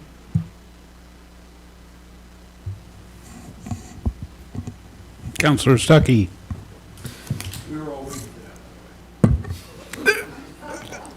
You don't even know what I'm going to say. He was talking to her. Oh, okay. First of all, Councilman Marshall, you make a good point. It is nice to have a team who will support this as opposed to speak ill of this, and they're more likely to speak supportive of this if we go with the recommendation. Two thoughts with the long term, and I'm not thinking 2023. I'm going to the end of this, 2025 and beyond. A question for our harbor master. Long-term planning, and I'm asking this knowing that we're also some of the people that make the terms, and the idea of long-term planning is a long-term plan to add more larger slips. We would have less smaller slips. Yes, that is the plan. As we move through the dredging and we're looking at replacing the breakwater and dredging the channel and reconfiguring the marina, the idea is that we will move to, it's likely going to be larger slips throughout the marina. So for example, our smallest slip is 24 feet right now, and the next size up is 28. We currently have a 50% ratio of 28-foot slips or less, and that's what's really hurting us right now. As we look at moving forward with the marina and reconfiguring it, we're probably looking at slips, our smallest slips still being 24, but by reducing that, keeping a smaller amount, if any at all. and then 28s would greatly be reduced, and then we would explode in the 36, 40, 50, and 60-foot categories. That's the new family boating size, is the 36 or 40-footer, not the 24 or 28 anymore. So the answer to your question is yes, there will be far more large slips than small slips. Still got to give it a different line of work. 36 to 40 foot seems big to me. So thinking long term, I mean, there will be less smaller slips and more bigger slips. So long term, 4 or 5 years down the line, this decision has a bigger impact than $17,000. I mean, again, it's not like we've approved anything as far as larger slips, but that theory would hold. That's true and correct, yes. Okay. And in your opinion, with these rates, obviously you talk to far more people there than I do. Do you think going under the BST plan, there would be quite a few, or either plan, let's go with the Bradley option. Do you think those with the smaller boats would be more likely to leave? Do you think those with the big, I'm trying again, get your opinion, based on the plan, are the smaller boats more likely to leave, or the bigger boats more likely to leave, based on which option we choose? I would say the smaller boats are, although it's a nominal amount. If you look at our 28-foot category, our 28-foot slips, all of D dock and the end of B dock, that is our most vacant area already. During the winter, during 7, 8, 9 months out of the year, depending upon the weather, those docks, those 28-foot slips are already at like a 50% occupancy rate in that range. So this could increase that occupancy rate in that 28-foot category. The 24-foot category, and that's A dock and B dock through the covered area, we offer that monthly special, which under this all plans is going to increase from $55 to $75 a month. It was for 9 months out of the year at $55. Now we're increasing it to $75 for 6 months out of the year. Prior to that, I can remember being there in the winter and having less than 10 of those slips with boats in them. The reason we did this special rate is we wanted to keep boats in the marina. We didn't want those slips vacant. You see, it's my theory, and from what I've seen at the marina, vacant slips in the winter absorb more of the current, more of the wind, more of the inertia from the Puget Sound. If there's a boat tied to it, then the boat absorbs some of that, thus less damage to the dock. And that's why we started the 24-foot category, because there just weren't any boats there. Okay, thank you. And obviously the reason this is so difficult is because the advisory committee and us are kind of on different sides of the spectrum. If the advisory committee said, let's go with the BST option, we wouldn't have taken this long, and it would probably have been approved a while ago. And I've always been the mentality, we got to do what the majority of people think, or if we don't, give a darn good reason why we're not. I'm trying to formulate that reason that makes sense in my head. I'm going to make a motion, and we're going to see where it lands. So I move to approve Resolution 2321, amending Schedule D, Marina of the Master Fee Schedule, increasing rates to the BST and Associates Oak Harbor Marina rate recommendations. Second. Okay, so we have a motion and a second. That motion reads exactly like the recommended action in the packets and what you saw up on the screen earlier. Motion made by Councilor Stuckey, second by Councilor Wigginstein. Other input or questions? We'll go back to Mayor Pro Tem. Thank you, Mayor. This is probably in the packet, the presentation from the September 27th meeting, so I'm not sure how quickly we'd be able to come up with it, but Mr. Sorensen, off the top of your head, if we go with the BST recommendation, where would that put us in terms of how expensive other regional marinas are? I remember when we looked at all of the comps last time, Oak Harbor was like dead last on every single list because we were still the cheapest. Will we still be the least expensive marina in the area, Probably. even with these rates? Yeah, probably.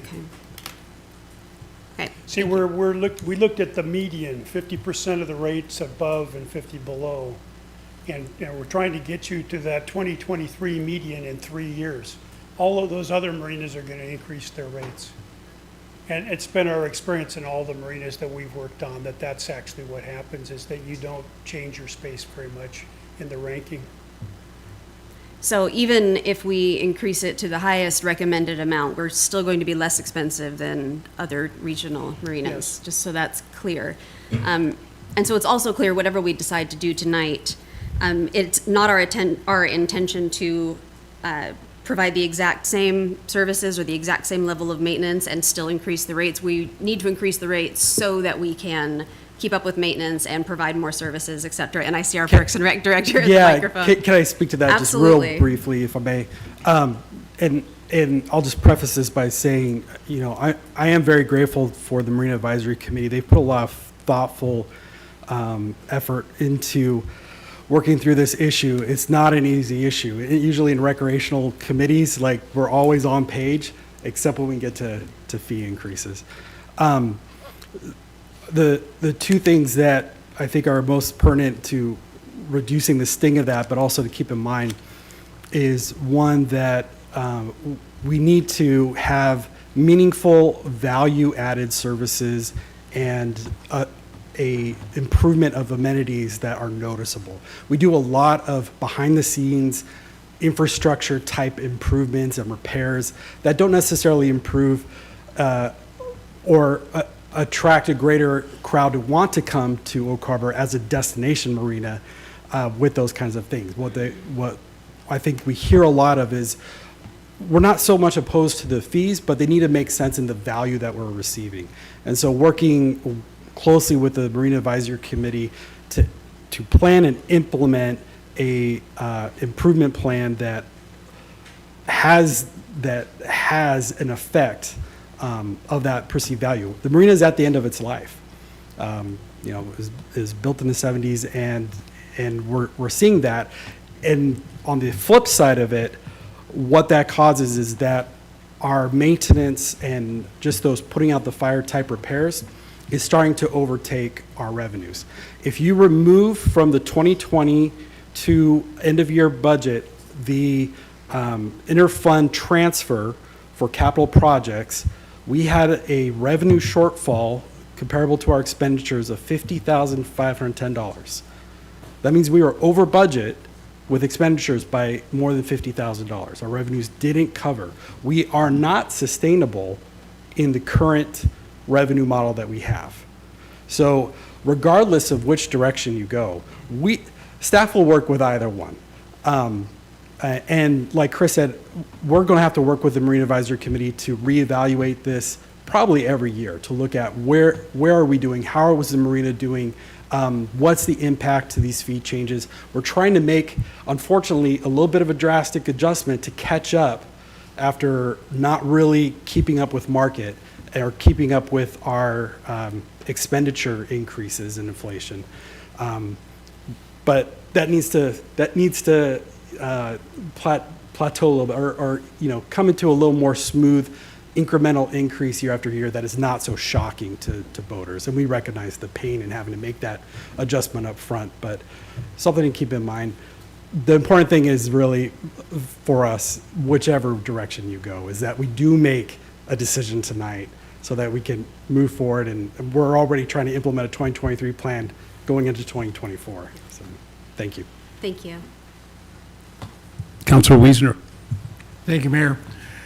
So, and anybody can jump in here on the quick answer to this. So, from what I understand it, there's 3 negatives with going with the Bradley plan. And again, correct me if I'm wrong in any of this. This is what's in my head here. First, we have a $17,000 shortfall over a 3-year period. You know, let's face it, not a major thing. Secondly, we have the fear of scaring off smaller boats with looks like in the first year, a $3 difference between the Bradley plan and the BSD plan.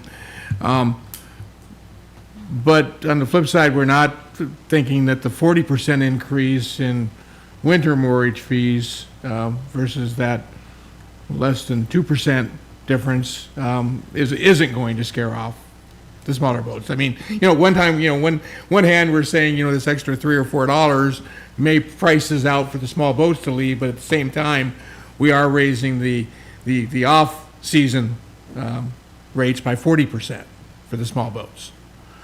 Then the third reason is going to continue to have our large slips be falling way behind the others. In other words, there's a catch-up that needs to occur.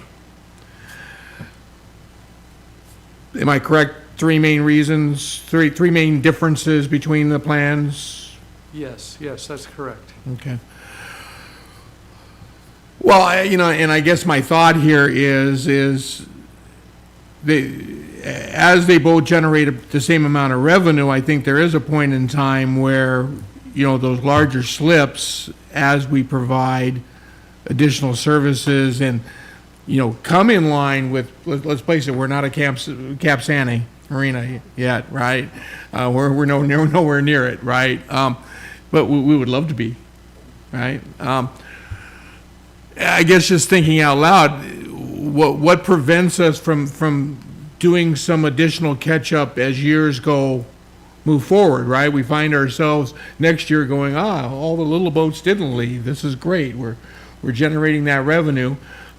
We know that the other marinas are outpacing us in the larger boats. There's nothing that stops us from next year of saying maybe on these larger boats that we're doing a 10% increase this year, that maybe we do a 12% or a 13% and do a little catch-up. Now, I know that sounds like it's going backwards, but at the same time, from a business standpoint, if the smaller boats tolerate the greater price increase, doesn't that leave us better off for when we do go to even out the larger boats? Don't we end up revenue positive? No. No? Okay, explain why. The smaller boats generate about 30% of the moorage revenue. The bigger boats generate about 70%. The equity of looking at where you're at with the ranking of the smaller boats versus the longer boats really has to do with higher annual increases for the big boats and then modest increases for the smaller boats. The real problem is that you didn't raise rates for, I think, 7 years out of the last 12 years or so. You fell farther and farther behind. It was not a sustainable model. So I like your way of thinking about that, not to defer it, but you need to do that now. And then when you start looking at the improvements you're going to need to do more of that. Well, and it's not going to go down to 0% again. Well, no, I'm thinking that's where we have the opportunity of getting our catch-up on the larger boats, right? Again, I think I know we're all in agreement that this needs to happen, right? And it's just a matter of who do we hit first, right? Do we hit the small boats first or we hit the big boats first? Everybody's going to share in the pain, right? But who picks up the bigger part of the pain percentage-wise at this point in time? Small boats or bigger boats? My point is that the small boats are a pretty small percent of the overall revenue. And if that declines and you put an increase on it, that may stay about the same, but I don't think that will happen with the bigger boats. I don't think they'll move. And I think as you move farther into the future, you're going to have to figure out what rates you need to have, how much money the city can pay for improvements, and how much needs to come from the users. Now, won't there be a point in time where, and again, just putting my business hat on and not, running marinas, but won't there be a point in time where if we do expand the number of larger slips and we do it fairly quickly, it'll be, a new dock will get built, right, and that will add X amount of slips. Isn't there a point of time where we're going to be wanting to attract those larger boats to fill those larger slips? You're so far behind what the rates are for the big boats now that you could continue to have pretty hefty increases as other marinas are increasing annually, that I think that's going to be pretty far down the future. And there aren't any of these big slips available. I'm talking to yacht brokers and to boat dealers and to people that have a boat, and they want to sell a boat, and they're having trouble finding a slip to put it in. So what they're telling me in Seattle is that they're looking at Port Angeles and they're looking at Olympia. They're having to go very far afield. Well, if you live in Seattle, are you really going to go to Olympia to have your boat there? How long is that going to be the comfortable way of doing business? You have an opportunity to pull into some of that. Your market is overwhelmingly Island County, but you're pulling from Skagit County, you're pulling from Snohomish County, from Kitsap County, and from King County. So as these difficulties occur for other marinas where there isn't new development that's occurring, it's going to create an opportunity for you. Well, and I would certainly have to concur with that. You know, I called Stephanie, I guess, the other day, looking for one of my clients, looking for a boat slip, and I think she told me would be, I don't know, 136 or something on the. Some of these wait lists, the Des list. Moines was like 30 years if you're on a list. And I will say that particular person looking to buy a nice home here in the area was looking to buy a nice home here in the area because he was hoping to get into the marina, and when he found out he couldn't get in the marina here, he is looking at other areas to move. I guess my where I'm having the hard pill to swallow here, right, is I quite frankly don't picture a massive exodus no matter what decision we make tonight. I think we're on the same page there, right, that there's a lack of slips available in our area. And no matter which plan we pick, I don't think there's going to be a mass exodus of small boats, and I don't think there's going to be a mass exodus of big boats. They both the plans end up generating the same amount of revenue. It's a matter of, do we go with our paid consultant and our staff's recommendation, or do we go with the recommendation of a volunteer committee that we, appreciate and know that they put a lot of time and effort into it, right? As well as did you. And I think that's what it comes down to for most of us up here. Yeah, I know, I appreciate that, but I'm hoping that this is a 3-year plan for rates. But you've got to be thinking beyond that. And the smaller boats probably are going to have fewer and fewer slips available. They're about 40% or so occupancy from a financial standpoint right now. You've got way more slips than you need. They're not paying for themselves. You wouldn't ever build a 24-foot slip now. It would never pay for itself. It doesn't get used all year round. But a 50-foot slip would make sense. So this is really, from my perspective, a setup of looking down the road. It's 3 years of modest increases, really modest compared with what everyone else is paying. And then you've got to start looking beyond that in terms of keeping that ball rolling, or you're not going to have a sustainable model for marina development.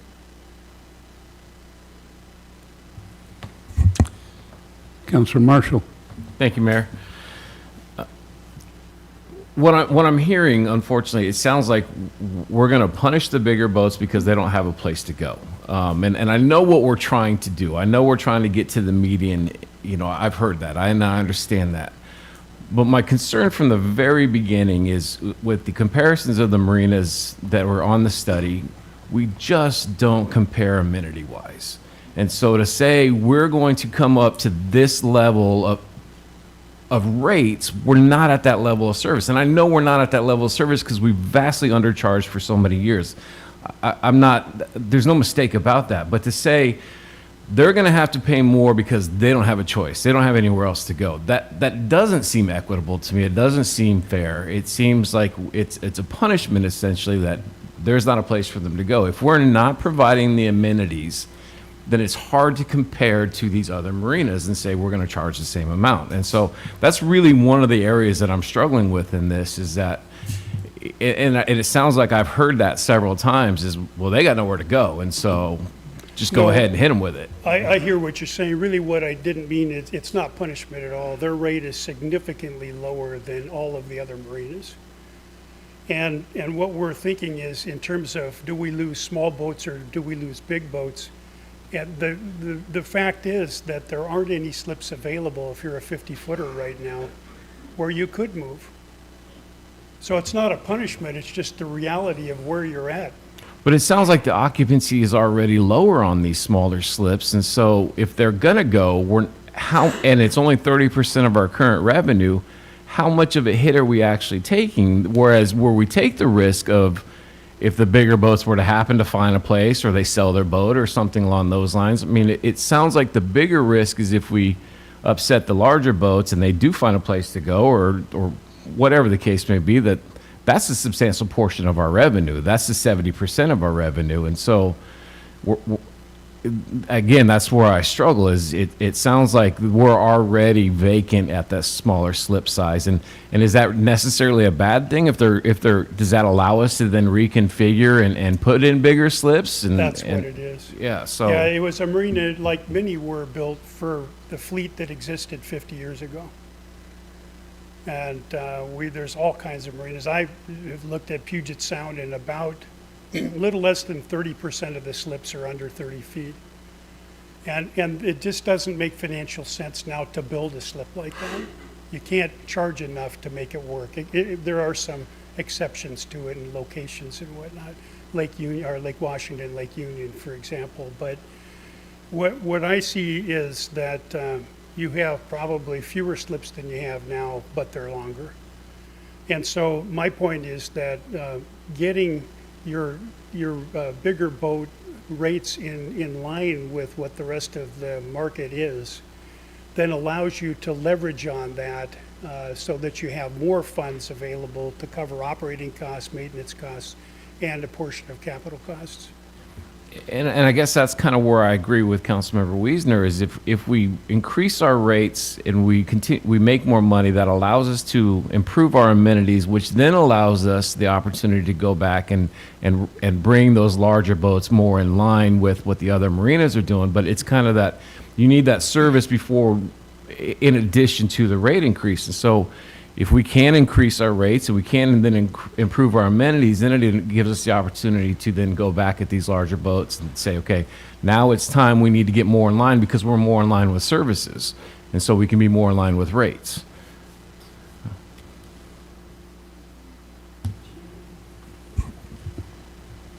Okay. Yep. Councilor Wittgenstein. Yeah, thank you. Yeah, it's a tough issue, and everybody's put tons of effort and work into this. And I don't know, when I take a Band-Aid off, I rip it off because it gets that uncomfortableness over right away. I don't sit there and take like, oh, let's see, because it just doesn't work. I don't know if you guys experience the same thing, but that's me. And long term here, we're trying to get long term down the road, and as much as both plans are so very close and together, I would rather see us have the increase be just, perfect for everybody, and that's not going to happen. It's just unfortunate it's not going to happen. What I hear us kind of really struggling is we really just want to make the MAC happy, to be honest with you. And I'm just going to, and I don't know you gentlemen all that well, and I'd like to get to know you. I appreciate the effort of volunteer committees. I sit on a lot of them in our community. And this is a very tough issue to kind of balance, right? Do we go with staff and this recommendation from a consultant? Do we go with this, all volunteer committee who all have boats in the marina, I imagine, as well? And I'm assuming you guys are going to take the big hit if we go with the BST. That's just my assumption. I don't know. I know it's uncomfortable and not fair, or feels like it's not fair. It also feels like, from my perspective, as somebody who wants to see Oak Harbor flourish, just like this marina could be our gem and golden jewel and should have been 50 years ago, we have to start somewhere. And as much as my colleagues over here would like, well, maybe we can increase it a little slower down the road, that to me feels like we're kicking it down and we're deferring even more. And the maintenance of that marina, from what I heard in our workshop, I mean, if someone can give us 50 million, we can stop this conversation and just go do it, right? But that's not going to happen, and our marina needs that kind of infrastructure work and growth and connection so that we can do all these wonderful, beautiful things that's going to bring Oak Harbor sustainable, even better and more full. And that's not just our marina. That impacts our downtown district. That impacts our schools. That impacts everything that goes on in this community. And for me, it just feels like if we don't do the BST plan, we're kicking it down the road further, and we're not taking care of it. And let's just rip this Band-Aid off. Okay, so we do have a motion and a second. Would you put the motion back up, please? So the only nitpicky thing I guess I would wonder about is if this were to pass, that October on the bottom line needs to be changed to November 1, or at least the start date. Is that correct? That is correct. We're past October 1, 2023. Right. Okay. We would put it into effect on November 1st for this year. Okay. And then October 1st moving forward. So that's really the motion we're voting on now. Is that fair? Is that right, council? Okay.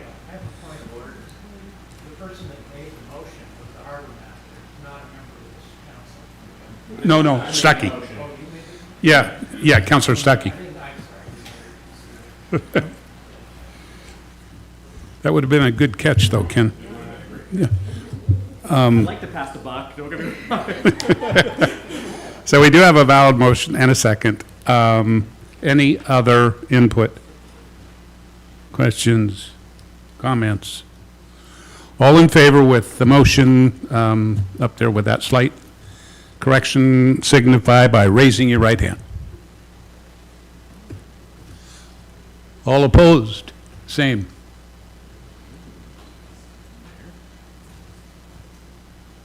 So, Councilor Hoffmeyer?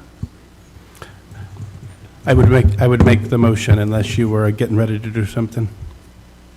I don't think we need a motion, do we? Yeah, no. Well, I didn't want to take the next half an hour, but I guess I actually won't take a half an hour, but staff met with me. I discussed this with them. We talked about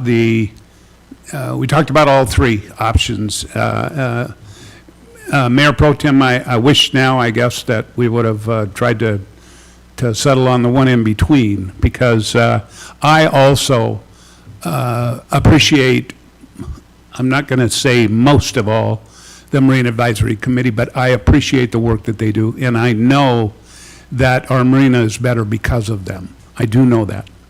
However, now in this decision and the decision that I made to bring it forward with the BST is I also believe that that Mr. Sorensen and his company, having gotten to know them some myself, is a very reputable company. I also want to tell you that we have spent quite a bit of time on the marina. Mr. Olborn and I, especially, Mr. Olborn had the idea of going before the Army Corps of Engineers to talk to them about dredging in Washington, D.C. Last year was the first year that's ever happened. There were 3 counselors that sat in on that. And we have, Mr. Olborn and I drove to Bellingham, spending over an hour with a law firm that probably has more knowledge and information about port districts in the state of Washington. Unfortunately, Washington is weird. In most other states, the cities own the marinas and the port districts don't. In the state of Washington, almost all of our marinas are owned by port districts. Therefore, they're treated differently. In Olympia, they're treated differently in Washington, D.C. So I would never, ever want to see our marina go backwards. I was amazed when I did the study about how it is owned, who owns what the obligations are, and Oak Harbor without a marina is just unheard of. I know Mr. Olborn is going to be around here longer than I am, and I know that his plan is to continue looking for ways to help our marina, and I believe that this staff is working in that same direction. And quite frankly, when I compare the two plans, and that is Bradley versus BST, I think the long-range better opportunity for the Oak Harbor Marina is the BST plan. So I will vote to approve this, I guess, and break the tie if that's how this happens. If we need to revote, then we can do that. But I will be voting for the BST. Okay? Boy, I hope I didn't make too many people that I know on a Marina Advisory Committee upset. And it absolutely, yeah, I know they do. And You know, it doesn't go without some study on my own and some caring of my own for our Oak Harbor Marina, believe me. Okay.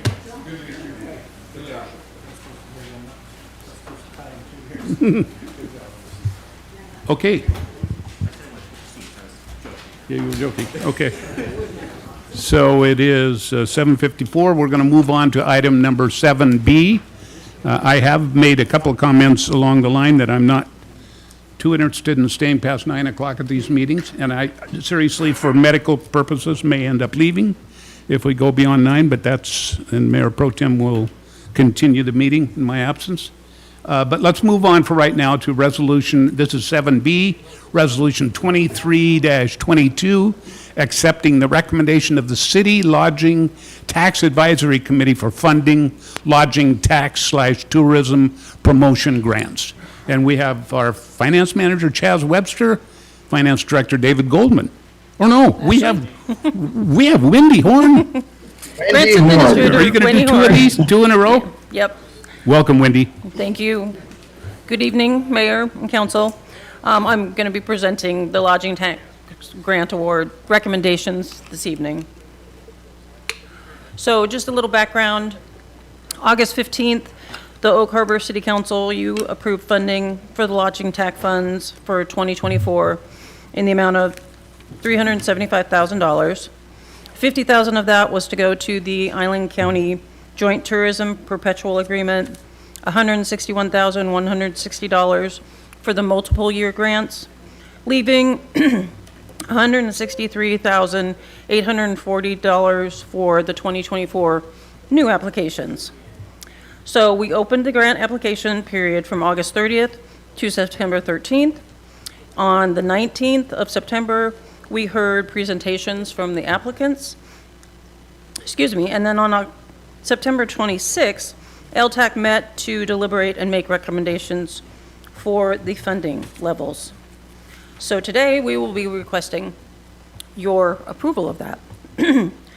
So just as a little bit of background, per the MRSC, the use of lodging tax revenues must generally be used for tourism promotion, tourism marketing and operations of special events, operations and capital expenditures of tourism-related facilities owned or operated by a municipality or public facility, or operation of a tourism-related facility owned or operated by a nonprofit. So this year, we received 11 applications. 8 of those applications were selected to be funded. And if you can see on the screen, these are the organizations and the awards that were recommended for funding. So just a little bit of guidance, which I think they give you every year, but as the legislative body, you have the right to not require to fund the full list of recommended recipients. You can choose to make awards for only some or even none of the recommended recipients, but the legislative body may not award funds to any recipient that was not recommended by LTAC. Further, the legislative body may award amounts different from the LTAC recommendations, but only after satisfying the procedural requirements of RCW 6728-1817. And this requires that the municipality submit its proposed changes to LTAC to review and comment, and at least 45 days before the final action is taken. So it basically resets the 45-day clock. So with that, the recommended motion is to adopt Resolution 2322, approving the Lodging Tax Advisory Committee recommended awards for the 2% grant single-year applications for grant year 2024. Thank you, Wendy. Before we turn to council, I'd like to ask if we've had any input from our public. Thank you, Mayor. No, we've received no additional input from the public on this item. Thank you, Julie. Okay, turn back to council for input, questions. Councilor Hoffmeyer. I'll go ahead and make a motion. I move to adopt Resolution 23-22, approving the Lodging Tax Advisory Committee, LTAC, recommended awards for the 2% grant single-year applications for grant year 2024. Okay, got a motion and a second. That motion reads exactly like the recommended action in the packet. So ask council if they got any more questions, input. Seeing, yes. Oh, seeing none. Okay, I'm sorry, Mayor Pro Tem. I am just wondering if our council representative on the LTAC has any comments or anything to add before we vote. Great question. You know, I made a fancy spreadsheet, and I was ready to come in here. I was ready to give a spiel, but I think everyone's gotten worn down a little bit. So, long story short, if you have any questions, you can always ask me. I'm truly proud of this list. I think we really did a good job with the money we had. I appreciate those in LTAC, especially someone like Larry Munns, who this is going to be his last time on LTAC. His counsel was helpful. So, given the money we were given, I think it makes sense. Given the scores that we awarded, yeah, I think we did a good job. So, thanks for taking it easy on me. Yes, Councilor Marshall. Thank you, Mayor. I do have one comment. Last year when we talked about this, we talked about including their application in our packet so we can kind of see how they justified some of the expenses. And you know, I was hoping to see that this time, and perhaps moving forward, we can kind of see, you know, their information on, you know, some of these are getting money again for the second time, and so I kind of want to see some of their metrics on how many people they thought that they brought into the city and the way that they calculated that information. So if we could perhaps get that information in future packets. Yes, I apologize for that. That would Yep. be appreciated. Thank you so much. You bet. Okay. Any other? Okay, seeing none. All in favor signify by raising your right hand. Any opposed? Okay, that passes unanimously. We'll then move on to item number 7C, and Wendy is still here with us.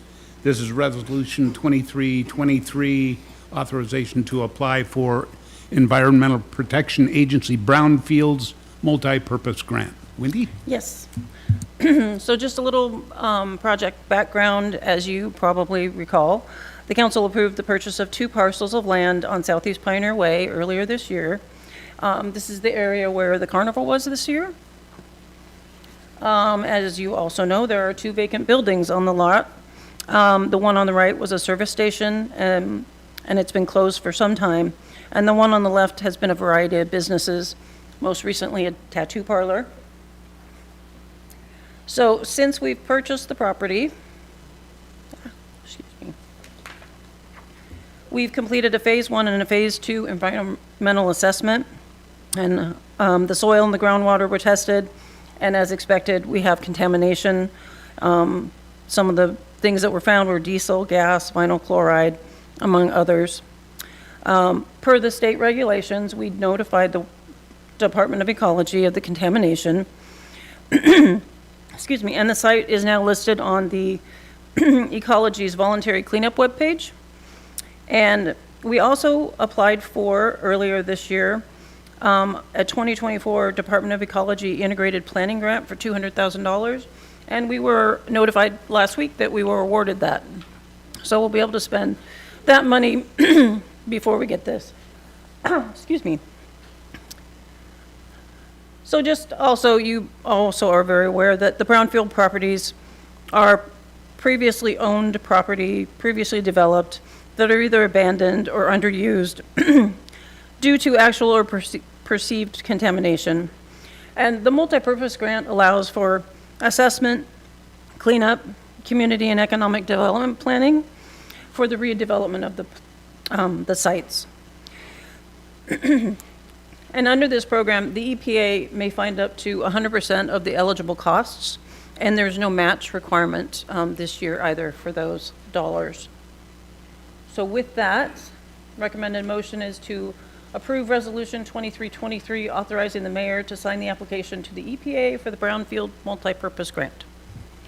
Again, thank you, Wendy. Good presentation, short and sweet. Just want to also verify on this item that we've gotten no input from our general public. That's correct, Mayor. No input was received. Okay, so I'll turn to council. Yes, Councilor Wiesner. Wendy did such a great job with both those presentations. I move to approve Resolution 23-23, authorizing the mayor to sign the application to the EPA for the Brownfield multipurpose grant. Second. Okay, got a motion and a second that motion reads exactly like the proposed motion in our packet. That motion was made by Councilor Wiesner, second by Councilor Wiggenstein. Any other input or questions? Seeing none, all in favor signify by raising your right hand. Well, that passes unanimously also. Thank you. Nice job, 2 for 2. Way to go. Okay, item number 7D, Resolution 2324, sole source provider for Oak Harbor Police Department rescue vehicle. And we have our Chief Dresker and Captain Slowick with us. Chief? Mayor, since Wendy went 2 for 2, I wonder if I can get her back up here for now, and we can do it. Might be pretty smart. That'd be great, thank you. So we're here in front of you today to ask for approval for resolution for a sole source process and also for the purchase of an armored rescue vehicle. This is replacing a vehicle we currently have that is we obtained as a military surplus vehicle, which is in need of a lot of repairs. And so we've got a PowerPoint. I think everybody's had a chance to take a look at it, but Captain Slowick prepared that. I'm going to let him run through that with you, and then we'll be prepared to answer some questions. Captain Slowick, welcome. Hello, Mayor, City Council. So today we're talking about Resolution 2324. It's the police rescue vehicle replacement. So background is that the Oak Harbor Police Department has operated a tactical team for over 30 years and is a member of the regional SWAT team serving Island and Skagit counties, and is the SWAT team that responds to Naval Station Whidbey Island. So for over 30 years, the department's maintained an armored rescue vehicle designed to protect officers and civilians during high-risk and critical incidents. In 2014, the department acquired a ballistic mine-resistant ambush-protected, or MRAP, vehicle as an on-loan surplus property from the military. The vehicle is demilitarized equipment from the Iraq and Afghanistan wars.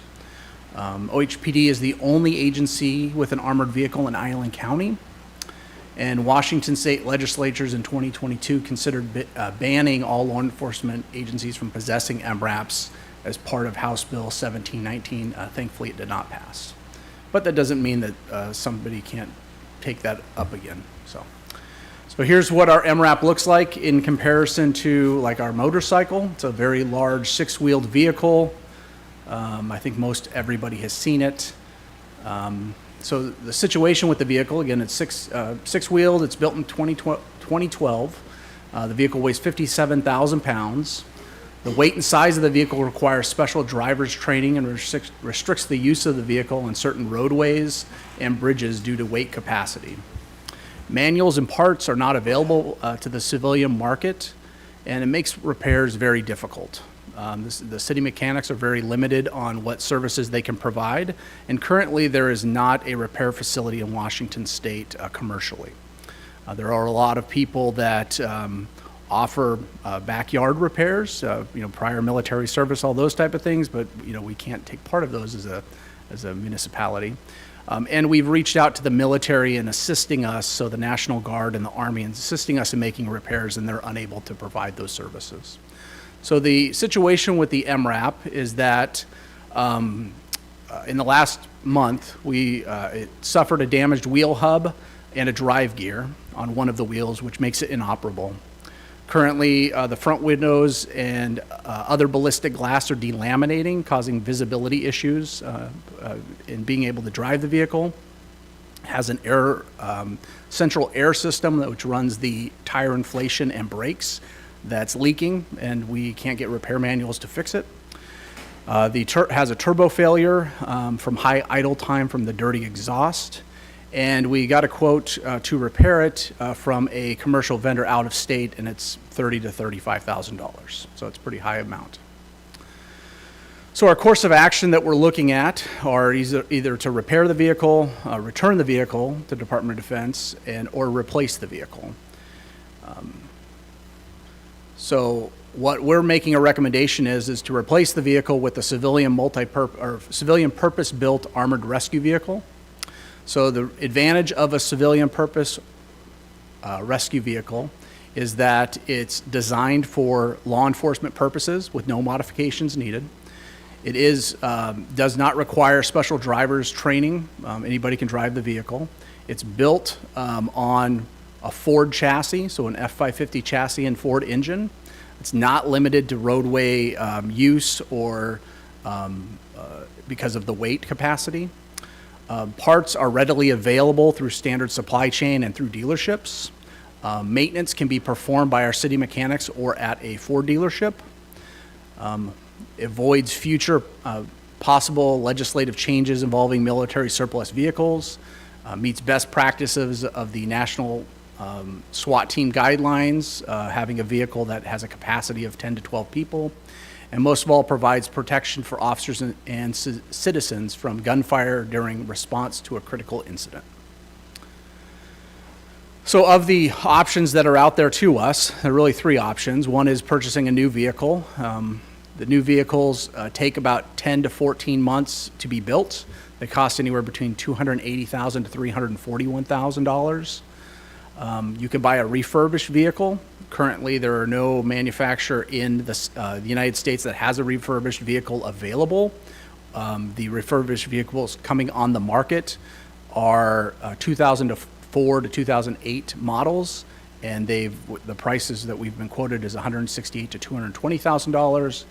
Or we can buy a vehicle from another police department or consignment vehicle from another police department at the approximate $139,000 or $140,000, which could be delivered in 2 to 4 weeks. So the recommendation we're going with, or recommendation we're making, is to purchase a sole source through the TAG Group, which is a 2014 BAT. So it's the Armored Group BAT vehicle. It's this vehicle pictured here. It's a Ford F-550 chassis, four-wheel drive. It's got a 6.8-liter V10 engine. It's got 4,560 miles, weighs 27,800 pounds. It's got a capacity of up to 12 people inside of it. The vehicle pricing is $139,850. Sales tax is $12,587, and the freight to get it here is $7,875, so a little under $161,000. So the big question is funding. Where did that come from? So funding, the majority of the funding for this replacement will be taken from the current, actually all of the funding will be taken from the current police department budget. It's anticipated that the lifespan for the vehicle will be 25 years. And due to some staffing vacancies and other factors in our 2023 police department budget, we're under budget, and that's enough to feel confident that we can purchase the vehicle without anticipating going over budget at the end of the year. And that's from Chief Dresker. So the motion that we would be asking for is to approve Resolution 2324, declaring the Armored Group a sole source supplier for the purpose of purchasing a pre-owned 2014 BAT Armored Rescue Vehicle in the amount not to exceed $161,000. And we'll take any questions. Thank you, Captain. Before we turn to council, I want to make sure that we haven't received any input, any questions from That's our correct, Mayor. general public. No Okay. input was received. Okay. Turn back to council for questions. Councilor Hoffmeyer. So the one we currently have isn't operable at all? Correct. Actually, I called up our mechanic and said, hey, when we need to return this, can we park it on Public Works? And he said, you probably can make it 3 miles with that vehicle. So the problem is with that repair works that needs to be done, if it's been driven on, that wheel will probably burn up, or not the rubber itself, but the axle mechanism and all that. I'm not a mechanic, but that's what the issue is. So we're not deploying it. We can't deploy it because it'll probably break down. So currently, if you were to need one, I guess you would have to stay further back from the scene for longer, et cetera? If we were to need one, we'd have to, if we needed an armored vehicle right now, the closest one would have to come from Mount Vernon, Skagit area. And we would be stalled until we got that and had that arrive here, and that's assuming it was available and running. So Skagit County has an MRAP, a newer one than ours, and a smaller one. So that's the one. So if we had something right now with, and we had to effect a rescue and it had to be in a timely manner, we wouldn't be able to deploy that vehicle to the scene. And then, go ahead. It almost, it almost in the way from an operations point of view seems like getting the used one in 4 weeks is probably preferred. I'm sorry, repeat that? From an operations point of view, it feels like getting the used one in 4 weeks or whatever is probably the only realistic option for you guys then? Yeah, so that we've had, this is not a new thing for us to explore. I think even last year I said, hey, we're going to have an issue with this MRAP. It's an old vehicle. It was used in the military. It was used for combat. It was pushed out. We got it before my time. A lot of agencies got these vehicles. So we know that the window's been delaminating. We had some issues with the pressure on the doors. We know that it's expensive. I think Ken is even on standby for us if we need it, but we know there's mechanical problems with working on a vehicle. So we've been looking. We've not been able to find a different rig to fit that within the military surplus. There's other complications with that. The legislators almost outlawed these for civilian police force. They, in the end, did not, but put some restrictions on them. The military has tightened up some of the use factors for these things. We've been attempting to get away a little bit from being dependent on some of those things we think are within that controversial realm military-wise. We probably wouldn't be here today if our MRAP was running just fine and not having problems. We would be eventually because we knew there was going to be issues. We're now encountered those issues. It happened. We're looking for solutions.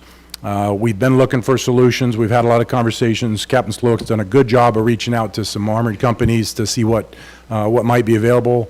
For instance, East Cascade SWAT, which is Chelan Douglas County, Wenatchee PD, and East Wenatchee PD, just ordered a small Bearcat that is similar to the vehicle we're doing. They're getting a brand new one because of their needs.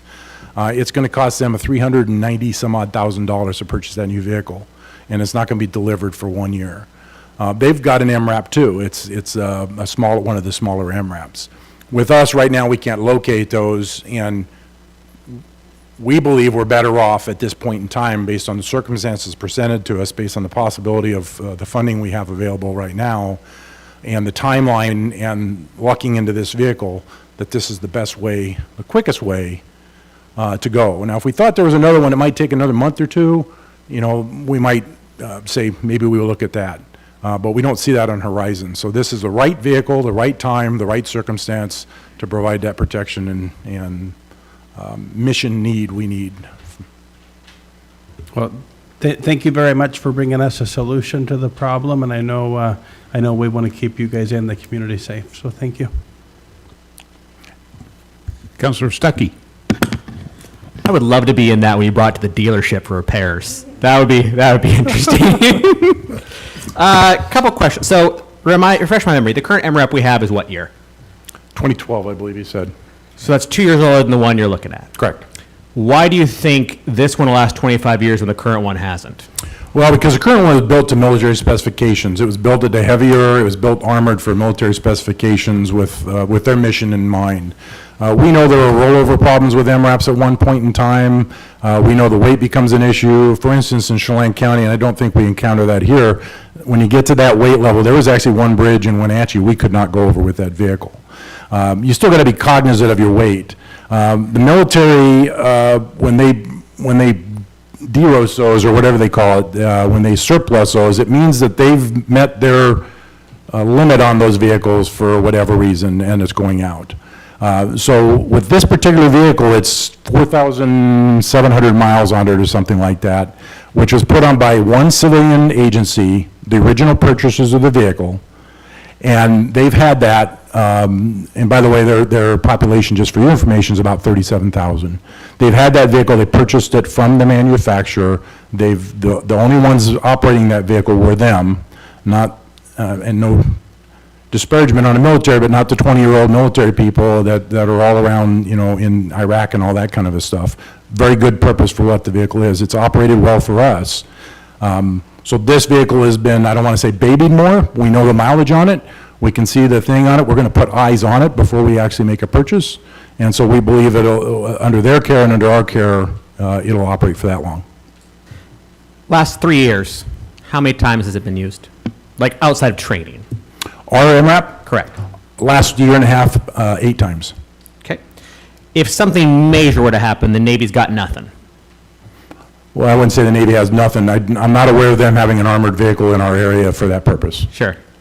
And I mean, I think we always take to heart when you guys say you need something, because we're not law enforcement as you guys are. And, we've approved a lot of stuff over the year. I took the liberty of calling other departments. I called Anacortes, Sequim, Mount Vernon, Burlington, Port Angeles, Bainbridge Island, Bonnie Lake, Mill Creek, Moses Lake, Tumwater, Edmonds, and Bremerton, because these are all departments. They're similar size, some a little bit less, some a little bit more. Bremerton was specifically of interest because it also has a Navy base. There are only 2 that have an MRAP. One is Mount Vernon, as you said, that shares with the Joint Task Force. And the other was Moses Lake. The person I talked to couldn't answer if it was theirs or if they were housing it on behalf of a Joint Task Force. I'm just having a little trouble understanding why we need it when all of these other departments do not. And I'm sensitive to the fact that, it's in the budget, but sometimes it's okay to be under budget. So I personally, I hate saying no to you guys, and I don't think I have. I'm struggling with this particular one. And that's fine. And I'm not going to be here to assuage all of your struggling on that. I can tell you that I don't care what other departments do. I don't care. What I care about is the officers that work for me at the Oak Harbor Police Department. And, I was going to do analogies. I anticipated your question. You have a house. You have locks on your doors? Do you lock them? Have you ever been broken into? Probably not. Then why do you buy locks for your house? Why do you lock your door? You do it on the anticipation of that time you need it. Same reason we wear bulletproof vests. Worn them all my career. Never been shot.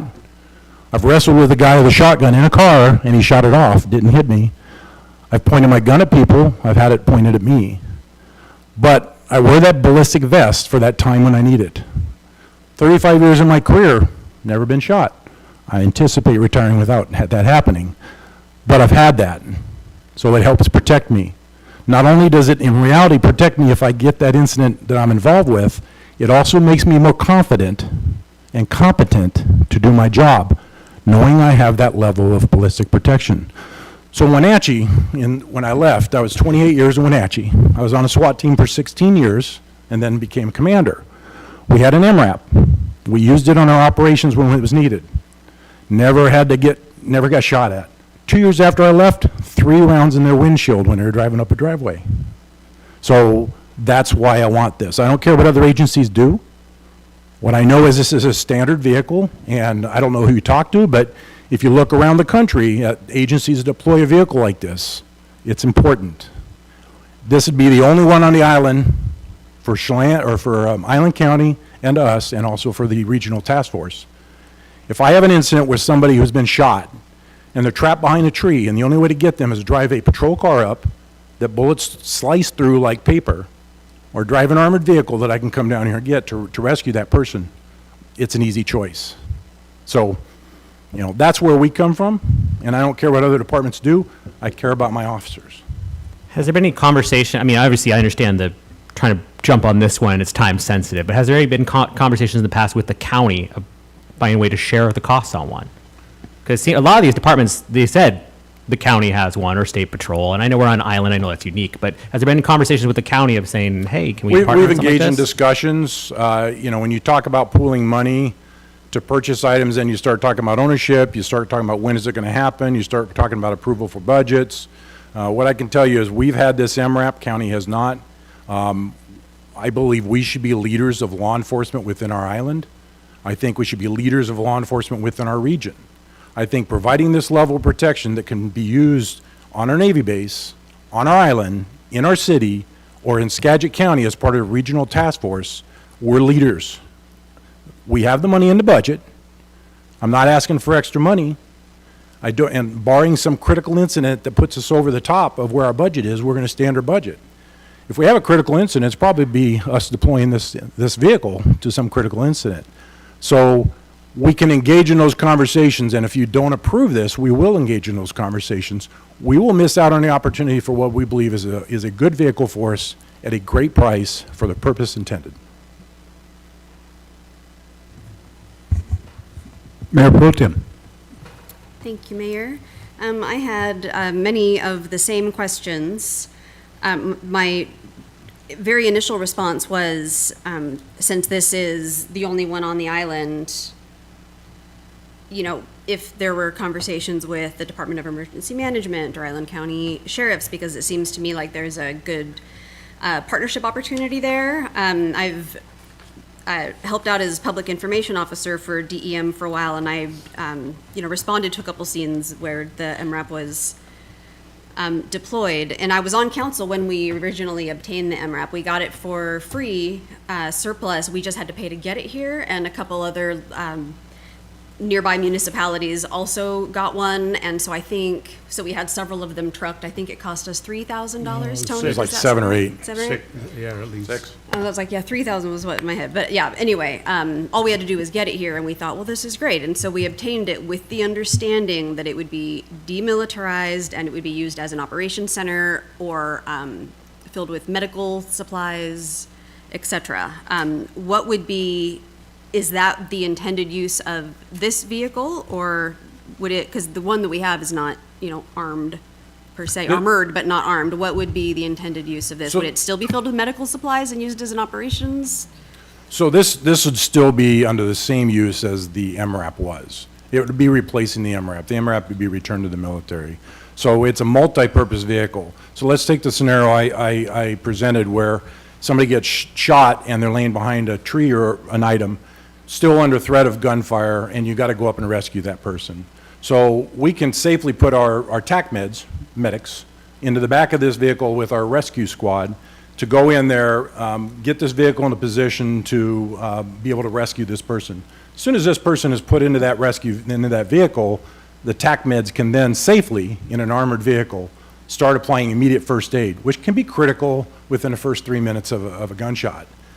So that it would still be used for that purpose. It is not something that you take out,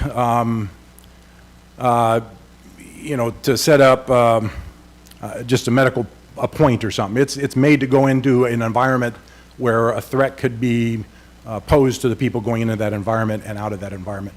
Whether it's a medical response or whether it's a hostage rescue or just a deployment of a team on a search warrant or some kind of arrest.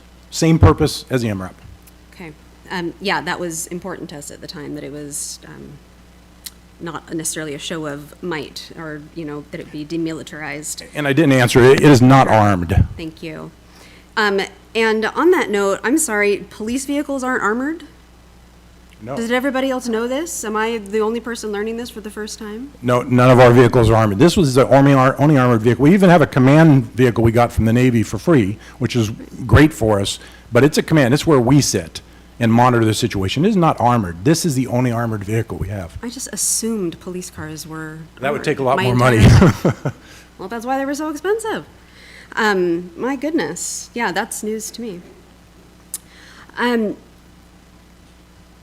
Yeah, I don't know. I'm on the fence about this. Part of me says, anytime we're talking about equipment for first responders, you're buying it hoping you'll never need it. That's just how it works. So it's tough to get the big ticket items and then hope you'll never need them.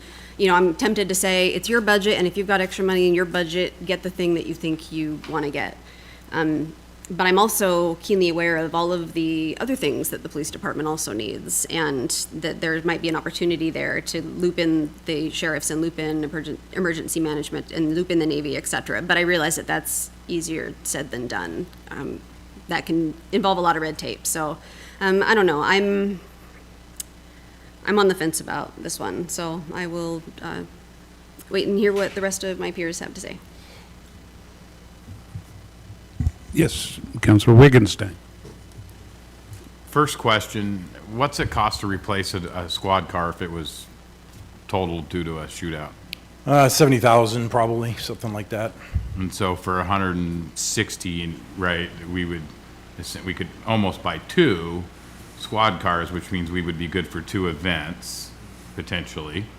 If you're talking about getting shot at, yeah. Yeah, well, that's what I'm saying, right? Like, kind of leaning that way. And you said there was, in the last year, we've had 8?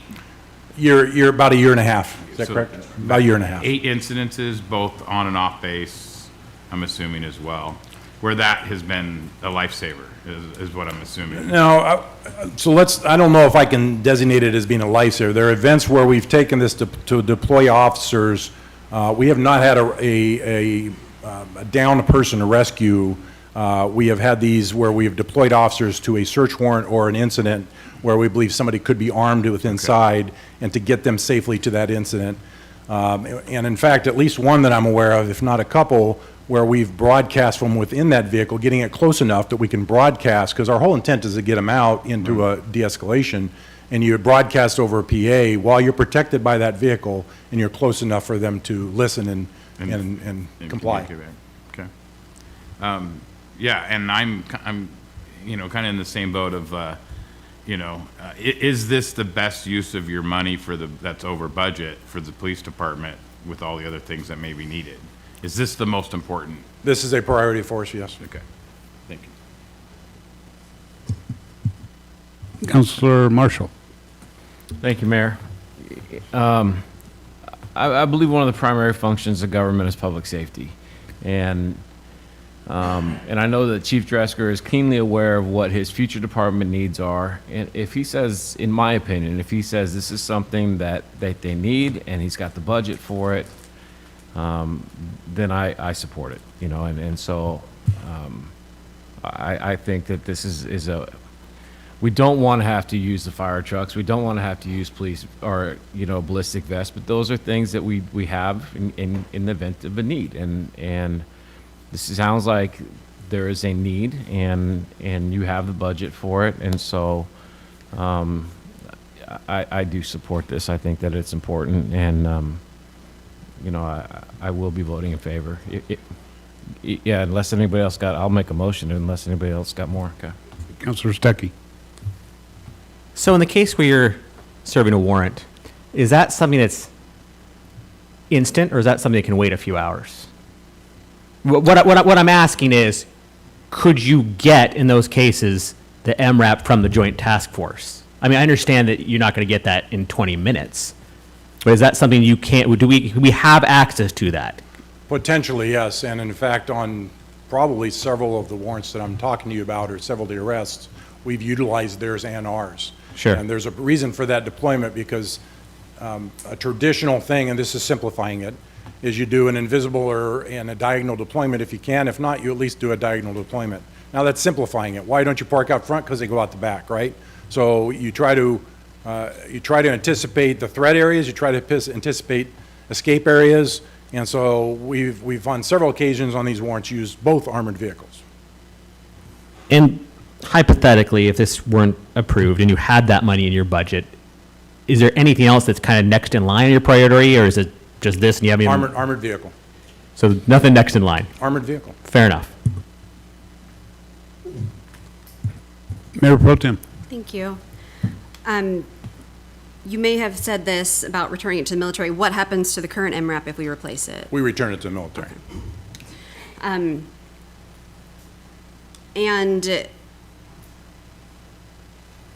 what about taking $160,000 and using that to bulletproof 2 of your patrol cars? Why would that not be an option? Well, we probably wouldn't do that. What we'd have to do is purchase brand-new vehicles. And you can purchase bullet-resistant vehicles. To purchase 2 bullet-resistant vehicles, you're going to pay more than what we're asking. And you're going to have to get those special purpose built. There's a few problems with that. One is you almost limit yourself somewhat on your driving. And I'm not an expert on a bulletproof or the bullet-resistant patrol vehicles. They get heavy. So you put more wear and tear on them, and if they're a patrol vehicle, you're driving those daily, you're going to have more wear and tear on those. A mechanic could be able to answer that better.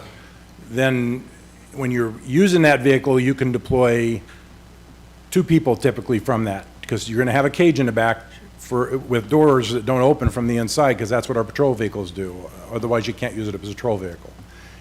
When you put tactical gear on when you're a SWAT guy, you look like this. And getting in and out of a patrol vehicle, I know from experience, can be a difficult endeavor. And then trying to get somebody into a vehicle, because we've trained that way just on emergency cases, can be very difficult. And we experience that with prisoners who don't want to get in. For lack of a better word, non-moving weight or dead weight can be pretty hard to get into small spaces. I would say when I did a ride-along, it was tough for me to get into Yeah. the patrol car just in my street clothes, so. Okay.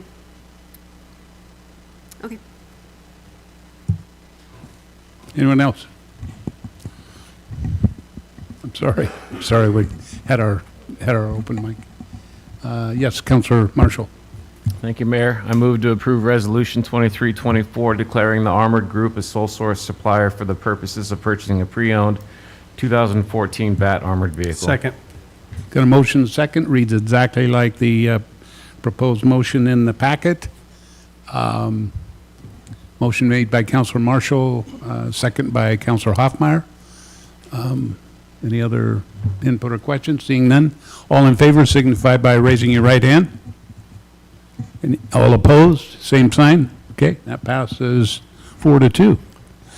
Well, I can tell you, Chief, that you answered pretty much all those same questions that you did in my office. And pretty much, we covered pretty much every one of those areas, didn't we? Yeah, and thank you, Mayor, thank you, council members. Assuming that we end up doing the purchase and nothing falls through because of a variety of reasons as we continue with this process, then assuming that comes to us, then we'll make sure we invite all of you to see what it's all about and look at the rig. Thank you. Yeah, yeah. So we're going to take a quick break here. It's 8:35, and we'll come back at, what, 8:40? Can we do that? Okay. Okay.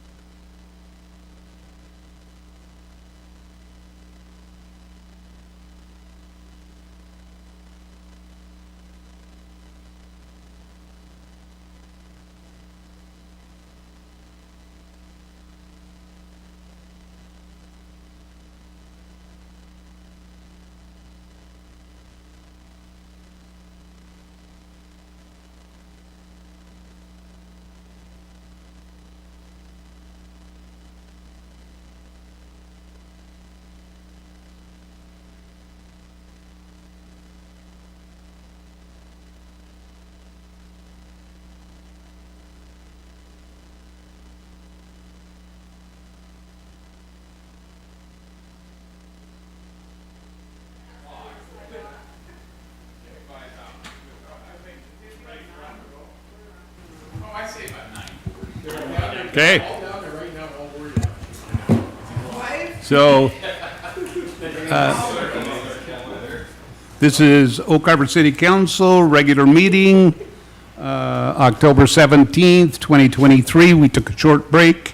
It's 8:41. We're back in session, and we're now on our agenda at item number 8A, Professional Services Agreement with Economic Development Council of Island County for Comprehensive Economic Development Strategy, and we have our Economic Development Coordinator, Mr. Steve McCaslin. Welcome, Steve. Thank you, Mayor, Council. So we talked about this about a month ago. So tonight, I'm going to come back and provide the clarifications that were requested. And I'll probably go pretty quickly through the other stuff since you've seen it before. And I know it's getting late too. But so the salient things we'll make sure we hit. Okay. All right, you going to go? Okay, there we go. Now I got to go back. Nope, I'm good. Okay, so first off, just as a reminder of what a SCIDEU is, it's basically a regional economic development thing. For us, it's Island County is what this document's for. And you can see the second bullet there with the tracers under it. It's really all about making a cohesive, for the county, a plan for economic growth to become a stronger and more resilient economy out there. They're typically done. When you're ready to pause. Okay, I'll pause after this. They're typically done for 5-year periods. So when this one gets done hopefully in July, this should go for another 5 years after that. I think we want to acknowledge the Yes, guest. going to. Okay, you Yeah, got it. Okay. I'm going to. So this is a busy slide, but basically it says that a SCIDEU is actually, the content and the structure of one is owned by the EDA. So it's a federal thing, the Economic Development Administration. And to be eligible to get EDA grants or funding opportunities, we have to have one in place. And some other federal agencies that you see up there, more than just those. Also, there are going to be certain state opportunities that we're going to need to have a SCIDEU in place to go get. And even if you don't have it, or have to have that for going after an economic development grant, then having one can sometimes up your score, hopefully increasing your chances to get that grant. So in essence, the SCIDEU does a lot of things, but one of the things it does for us is give us more access to funding opportunities for economic development efforts out there. And the good thing is, the city, we go direct. There's no middleman. Once we have this, we go direct and go get it. I'm going to come to it here. In fact, on this slide here, I'll be doing the introduction, so thanks for reminding.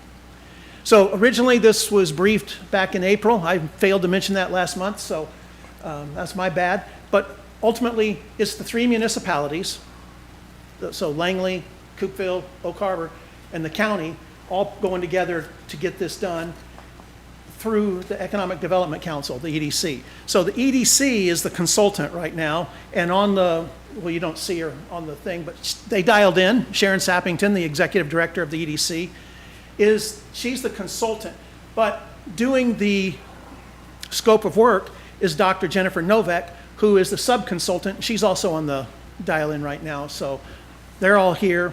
She's the one that created Whatcom County SCIDEU that I emailed after the last meeting. That's also in your packet. So you can see the scope of that document and the amount of work that goes into it and the quality of that work that goes into it. So it's a pretty extensive look, and it's county-wide and taking inputs from all the regions. So I'll come to the cost thing here in a minute.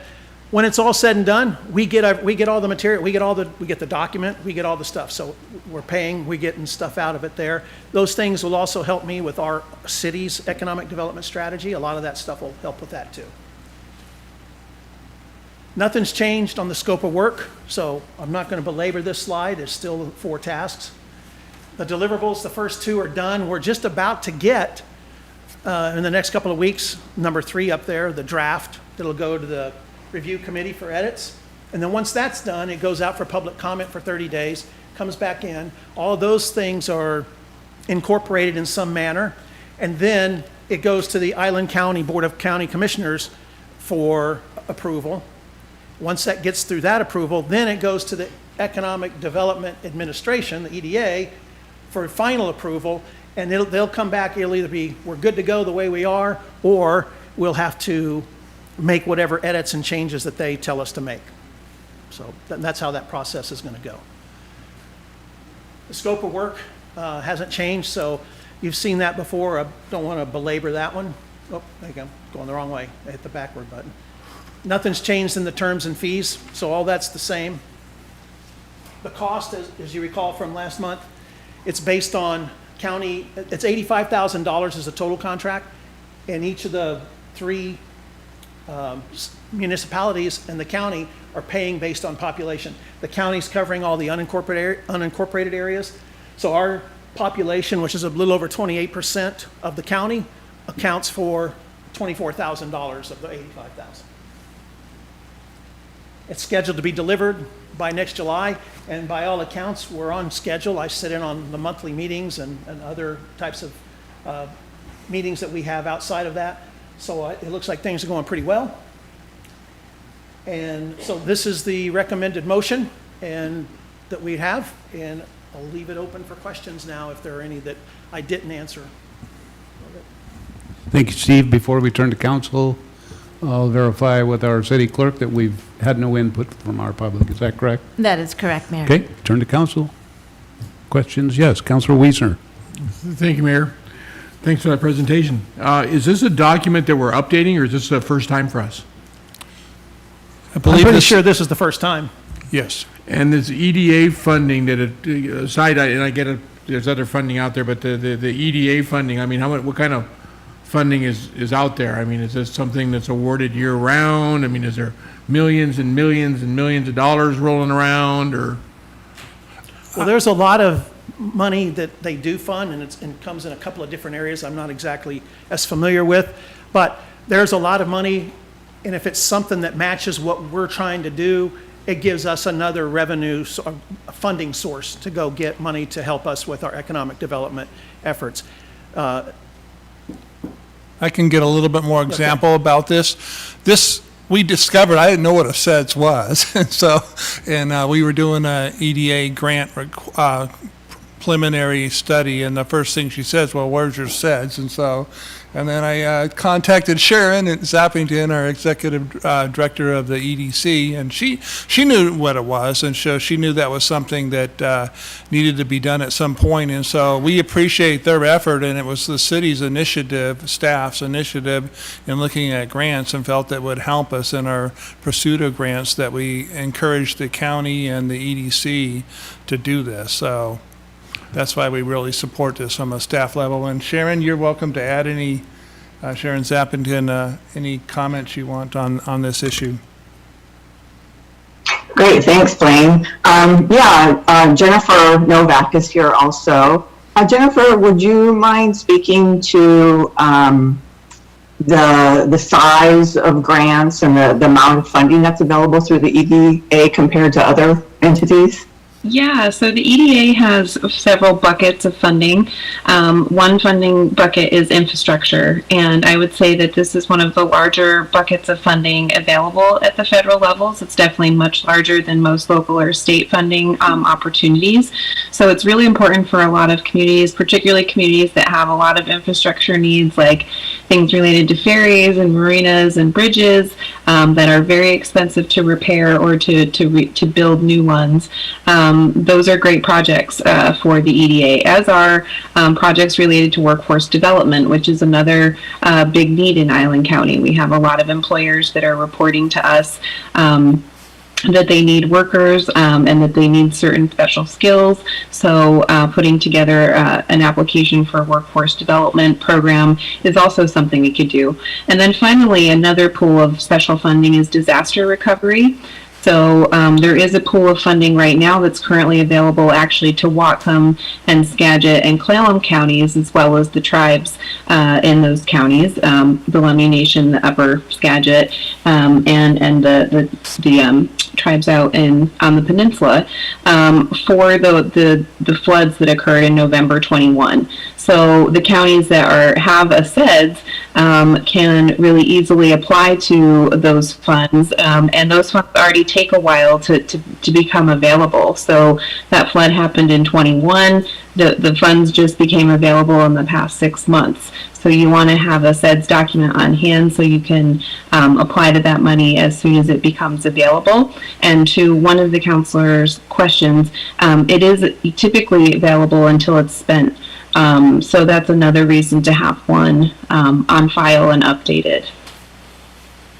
Well, great. I Thanks, mean, the Sharon. reality is, it sounds like it falls into several of our priorities, right? Long-range economic development planning, grant applications, right? We made that adjustment, bringing in a grant writer, and then on top of that, it sounds like the grants that are available are right up the alley, infrastructure and workforce development. So, sounds like it's part of that package that we've been slowly pulling together, and sounds like it's actually kind of a missing piece of the puzzle to me. Exactly. All right, thank you. Mayor Pro Tem. Thank you, Mayor. Thank you for sending us an example of a SCIDEU. That was really helpful to actually be able to see the thing that we would expect to receive at the end of all this. It was really comprehensive, and I found myself wondering, well, how does Oak Harbor fit in with all this? How does Island County fit in all this? So I'm looking forward to seeing that information. Yes, this absolutely has my full support. Having the SCIDEU will it'll open doors for us, and then we'll be prepared if an opportunity comes up that requires it. So, yeah, fully support. Thank you. Thank you. Anyone else? Yes, Councilor Hoffmeyer.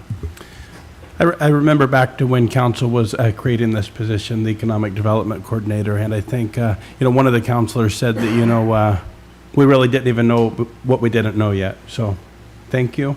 We're finding out some of what we don't know, and there's extra money out there. It's awesome. Thank you. Well, I give Blaine credit for that. This was discovered before I got here. Councilor Stuckey? I move that City Council authorize the mayor to approve a professional service agreement with the Economic Development Council for Island County to provide the city and Island County with a comprehensive economic development strategy, SCIDEU. Second. Okay, we got a motion and a second. Reads exactly like the recommended action on the board and in your packet.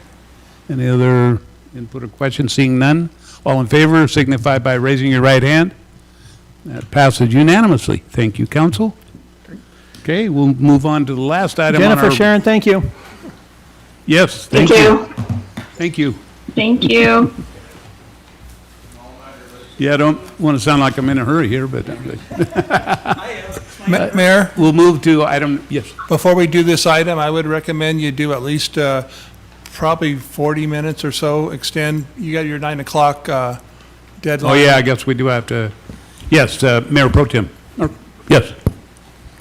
I move that we suspend our rules and extend our meeting time until 9:30. Second. Okay, motion and second. Any other input? All in favor signify by raising your right hand. Okay, we're going to 9:30. Okay, the next item on the regular agenda is 8B, Employment Reclassification Agreement. David Goldman, from Finance Director to Deputy City Administrator. And so do you want to start this, Blaine? Yeah, I'll kind of start it, but this is going to be a team effort because this is really a mayor recommendation as part of the executive of the city. So I appreciate having the mayor. I didn't have the advantage of having the mayor last time I discussed this, and also I want to just thank for the input last time when we talked about this at the workshop, and then I was able to kind of have some additional research here and to modify the proposal that was discussed at the workshop. So first of all, in doing some history here, this is not a new position. The finance director incidentally has been the deputy city administrator in the past and since at least 2001, and there was an agreement that was passed that we saw for that included, similar to what we have, was the same duties as being the deputy city administrator and the and the finance director. So, and then also the financing here, we kind of, last time we were trying to be more complex and talk about doing this in a double roll with 2 departments, and so after the input, we pulled that off.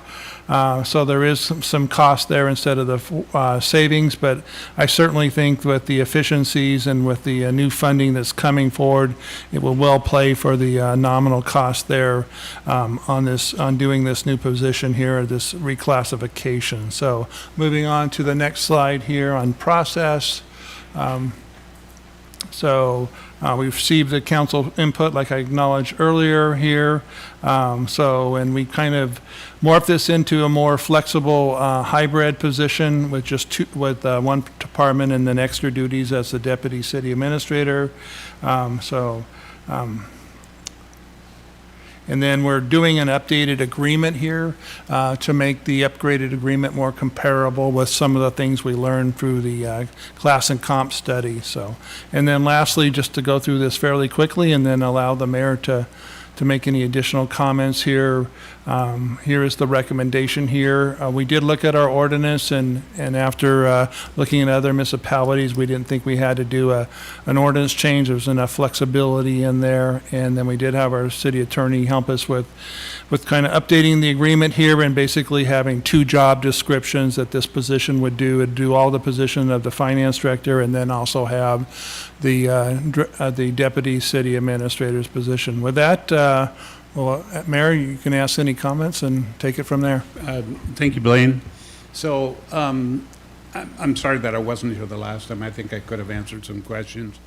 You know, the city is 170 strong these days in employees. And we have a lot of moving parts. This city especially does things that a lot of other cities don't do. You know, we do our own water, we do our own sewer, we do so many things, and you start talking to cities, other cities in the state of Washington, and they don't have the kind of complexity that we do. So, having said that, we also did a class and comp study not too long after I became mayor. So this most recently completed class and comp study is the second one done in the last 8 years. So we learn things when we're doing that. We know who's reporting. We learn some things about our people and what they do. And sometimes we have people that are doing, whether we forget about it or not, doing certainly more than one thing. And then as it pertains to our finance director, we have our finance director going more than one direction. We have changed some things between he and our HR department, especially as it pertains to payroll, but we still have our over-the-counter duties inside of our front door. A lot of cities don't do that anymore. After COVID, they don't greet and meet. I'm not saying that we should change that. I don't want to change anything. I want to continue doing what we do in Oak Harbor, but we have a special finance director. He's got not only credentials to do what he's already shown us, and I think most of you have had some chance to use Mr. Goldman or question Mr. Goldman, and I am fascinated by how quickly and accurately he can provide an answer time after time. So what I see is a more support opportunity because we have it with an employee. Oh, not only that, the rest of the state has recognized him. He's sitting on a committee. I think it's a federal committee actually, but he also has been asked to speak to the other cities about finance and what he does. But his main degree is in planning. And we have a special person here. So I believe after learning some things in the class and comp, you treat your special people. If you're worried about him having too much to do, I've counseled with both he and Blaine often about how you use your own staff, how you delegate and how And we have 170 people now, after all, for crying out loud. And we've got some great, brilliant people, good staff. So this is an opportunity. I don't want to miss it. I don't want to lose him. And I think he's far exceeded that little additional expense that you're looking at there already. Okay, I won't say any more. But I'm sure I'm open to questions.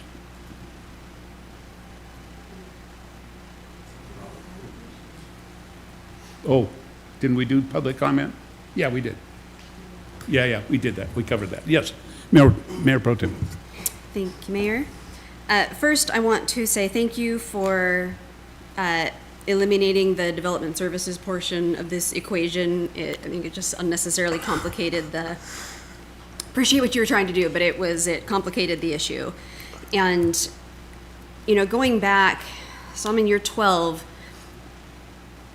in the time that I've been here, with one brief exception, whenever the city administrator was unavailable, it was always the finance director that filled in. I think once we had a brand new finance director, and in that case, our development services director filled in. But, the problem with that, there wasn't a real system there. And so it was just, the mayor had to appoint somebody on the fly. Like I remember when Dr. Court had his health issues, and it was just, everything was very up in the air. And for every person that filled in, the compensation varied. Some got a pay bump, some got extra vacation days. I mean, it was very squishy. And so I think it makes a lot of sense to make a policy decision about exactly which member of staff is going to be filling in for who and under what circumstances, and what that additional compensation, if any, looks like. So anytime we can reduce ambiguity when it comes to staff expectations, that is a good thing. And so in the interest of smooth transitions and just day-to-day smooth operations, I think that this is a really good idea. Since we know if you are out for any reason, David's going to be the first person we go to anyway. It just makes sense to make that part of the job description. So 100% support this. Thank you. Thank you, Mayor Pro Tem. Anyone else? Yes, Councilor Stuckey. Couple questions. Our city administrator, we do this, and our city administrator tomorrow says, I'm out of here. Please don't, but if you did. Does he automatically fill your role, or is it up to the mayor and the council to do an interim with him being the obvious choice? So this is the deputy, so this is assuming that if I'm just out for a vacation or sick leave and those kind of things, I think it would be up to the mayor on the interim.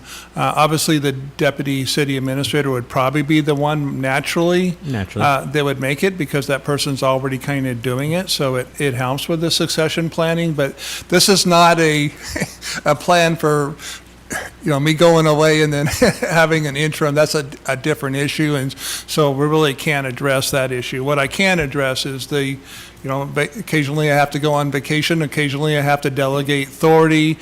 We got the ERP program coming up here, and that gives David that kind of authority there to really push that through and to recognize that. So I think there's a lot of benefits there in dealing with this one, and it's always who's the one that conducts their weekly meeting with our department heads, and so David's been in that role. By having that deputy city administrator, it just makes that continue there. So, but I guess the point I want to make is the backup deputy and then as opposed to the interim are really two different issues.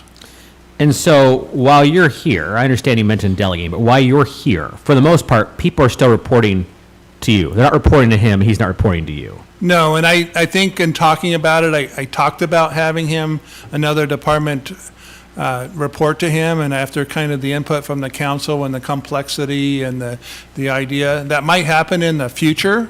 Something that we would keep the council aware of. But right now, as far as we're concerned, he's over one department, and then he has the duties that are outlined in the job description, the extra duties and delegated duties and carrying on and also being the backup.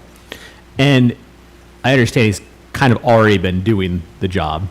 So by officially giving him this job, there's no need for additional staffing in his department to cover him with his new role. There's no additional staffing that's going to affect. That is correct. Okay. Yeah, I mean, I don't love the idea of having one more level of management to have one more level of management, but it doesn't sound like that's the intent. In this particular circumstance with this particular individual, I would be for it, but that doesn't necessarily mean all the time in the future do I think that we always need to have a city administrator. But that's where I stand on this particular one with our proverbial municipal Swiss Army knife.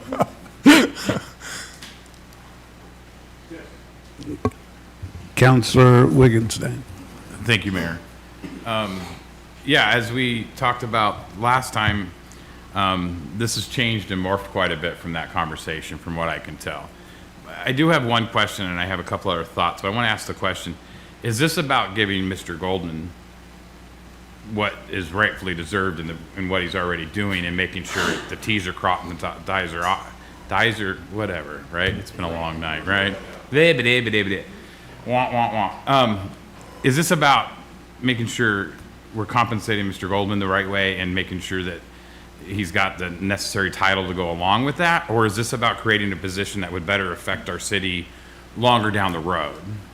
Right? I mean, because the way it was presented the last time, it felt very much like we'd like to create this position, and if you like the idea, this is our candidate who we'd really like to put into it. Now we're coming back and we'd just like to make this happen to Mr. Goldman, right? Which I'm all in favor of, right? So I'm completely in favor of. So that's my question. Is that what we're creating a position, or are we just? It's both. Absolutely both. So if Mr. Goldman gets a better offer, in 10 years, we now have that the finance director, whoever comes in, would be falling into this position, correct? No. If Mr. Goldman left, then I would assume, if I were still the mayor, then I would probably be looking for a finance director, first and foremost. I don't Correct. think that I'd be going out and looking for a deputy city administrator.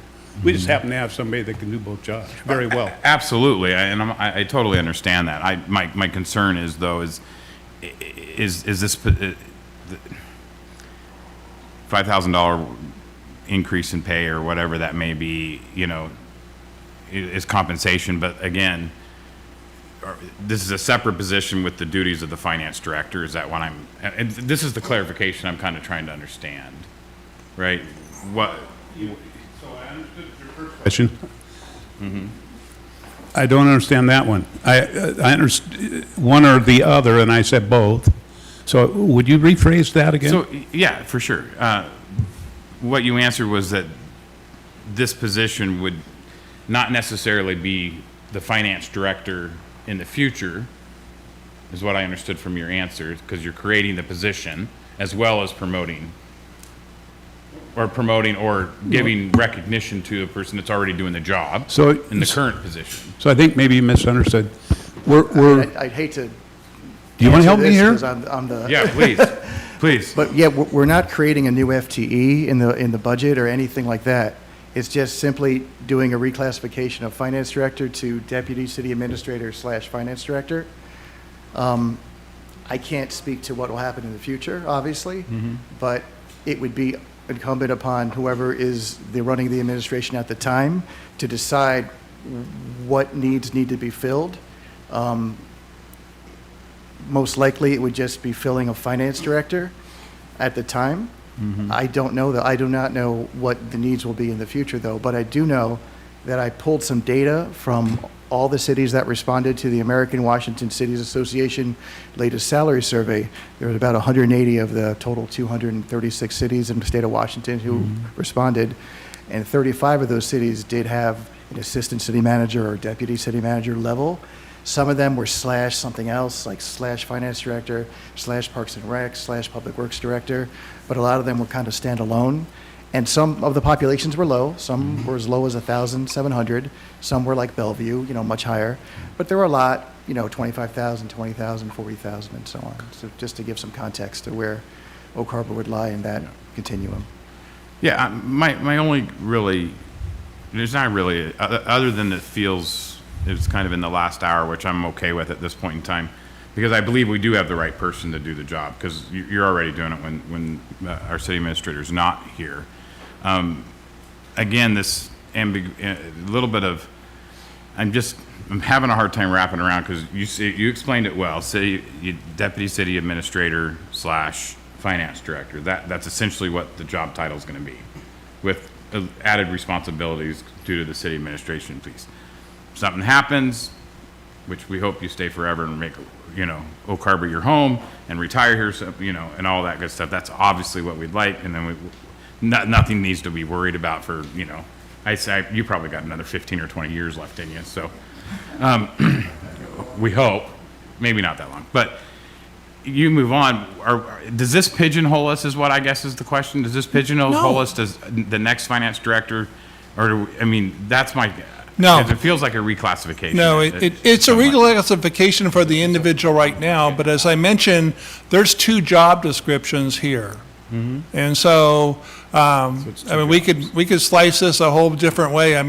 I can't speak for the future, I can speak now, but I really think, answering your other question there, that this is going to help us in the near future, which I can more likely speak to. How it's going to happen in the future, whether we're going to need a permanent deputy city administrator plus a finance director, I can't answer that. We continue to grow, but we may not grow, so I think we evaluate that issue. I think if we had the vacancy here with this position, we would have to decide whether, like the mayor was talking about, how we kind of deal with it, and I'll work with the mayor, and then this is really a mayor's appointment, and then it needs to be confirmed. And so any kind of doing it with somebody else and what titles they have really have to be approved by confirmed by the council, and that's what we're asking tonight.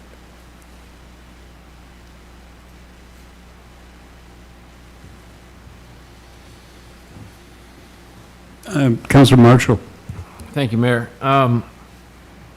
I too think Mr. Goldman's the right person for this job, and I think he's an incredible employee and outstanding finance director. So what if I understood you correctly, Blaine, is that this is an appointment by the mayor, confirmed by council. We all know there's going to be a new administration in a couple of months. If the new mayor comes in and says they don't want this position, is that something that could potentially be eliminated, or does that have to go back before council? I don't want to be setting Mr. Goldman up and give him this position and a bump, and then all of a sudden this potentially gets cut out from underneath him. And so what does the future potentially look like if the new administration doesn't want to continue with this position? Do they have that option? So all the department head positions serve at the will and pleasure of the mayor.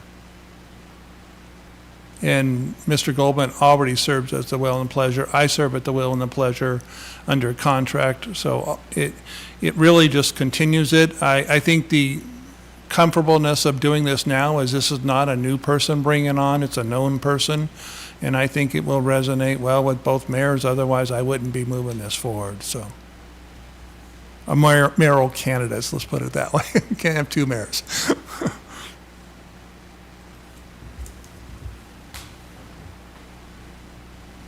Councilor Hoffmeyer. I think this is an incredible step forward for the city. David Goldman is a rock star, and Mayor, I think this is a wonderful move on your behalf. Thank you. Councilor Wiesner. Thank you, Mayor. I'd like to move to confirm the mayor's reclassification of David Goldman from Finance Director to Deputy City Administrator, and authorize the mayor to sign the updated employment agreement between Mr. Goldman and the City of Oak Harbor. Second. Got a motion and a really fast second. Motion by Councilor Wiesner, second by Councilor Stuckey, and that motion reads exactly like the recommended action in the packet. Any other input or questions? Seeing none, all in favor, signify by raising your right hand. All opposed? Same sign. That was unanimous, okay. Okay, that's all right, thank you. Well, thank you. We have 15 minutes left now. I know. So we're going to be able to get it done in 15 minutes? That's what we have, but then you'll have to come all the way out if you go beyond it. So I I would recommend you add another 15 minutes and go to at least 9:45, because otherwise what happens is, so the new people, we have to come out of executive session, then go back in again. We can go shorter. Okay, well, we'll just do it like it is then. Yeah. Okay, then we'll go to executive session. I know that I have that somewhere on here. Oh, my goodness, where is it? It's 15 minutes.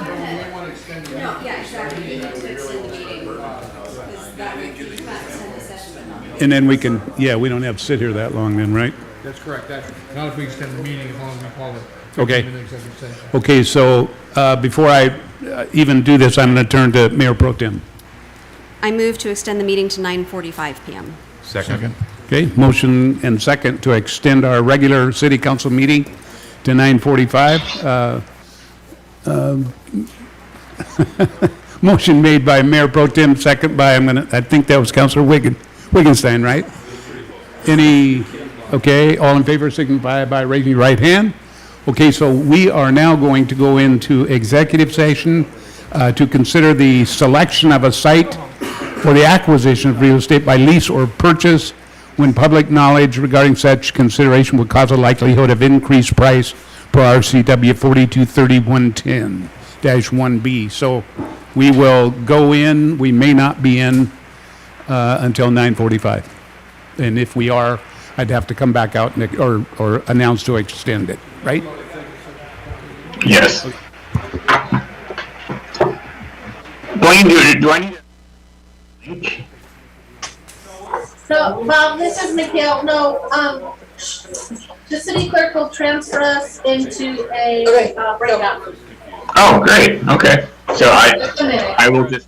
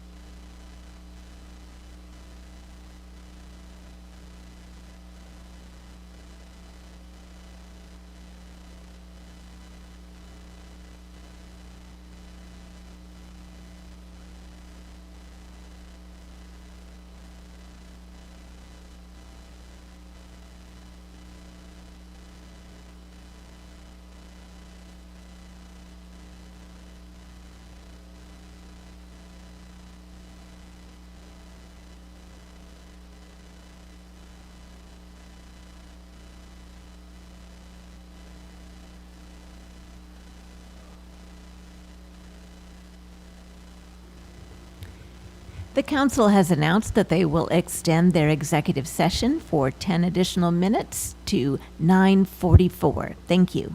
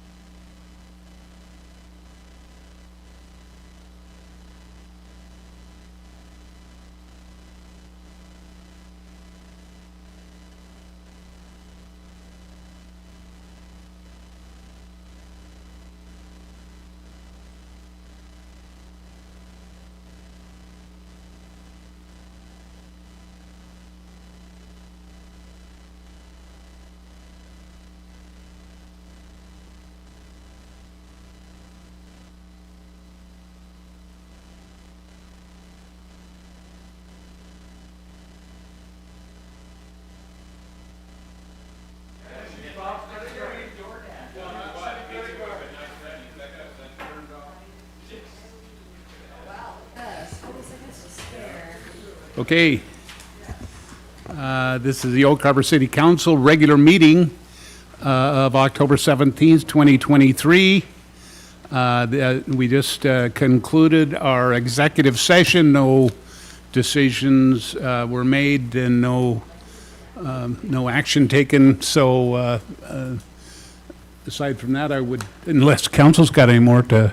Move to adjourn? Yes. Second. Yes. All in favor signify by saying goodbye. Thank you for watching us. We appreciate you guys. Good meeting, guys. Yep.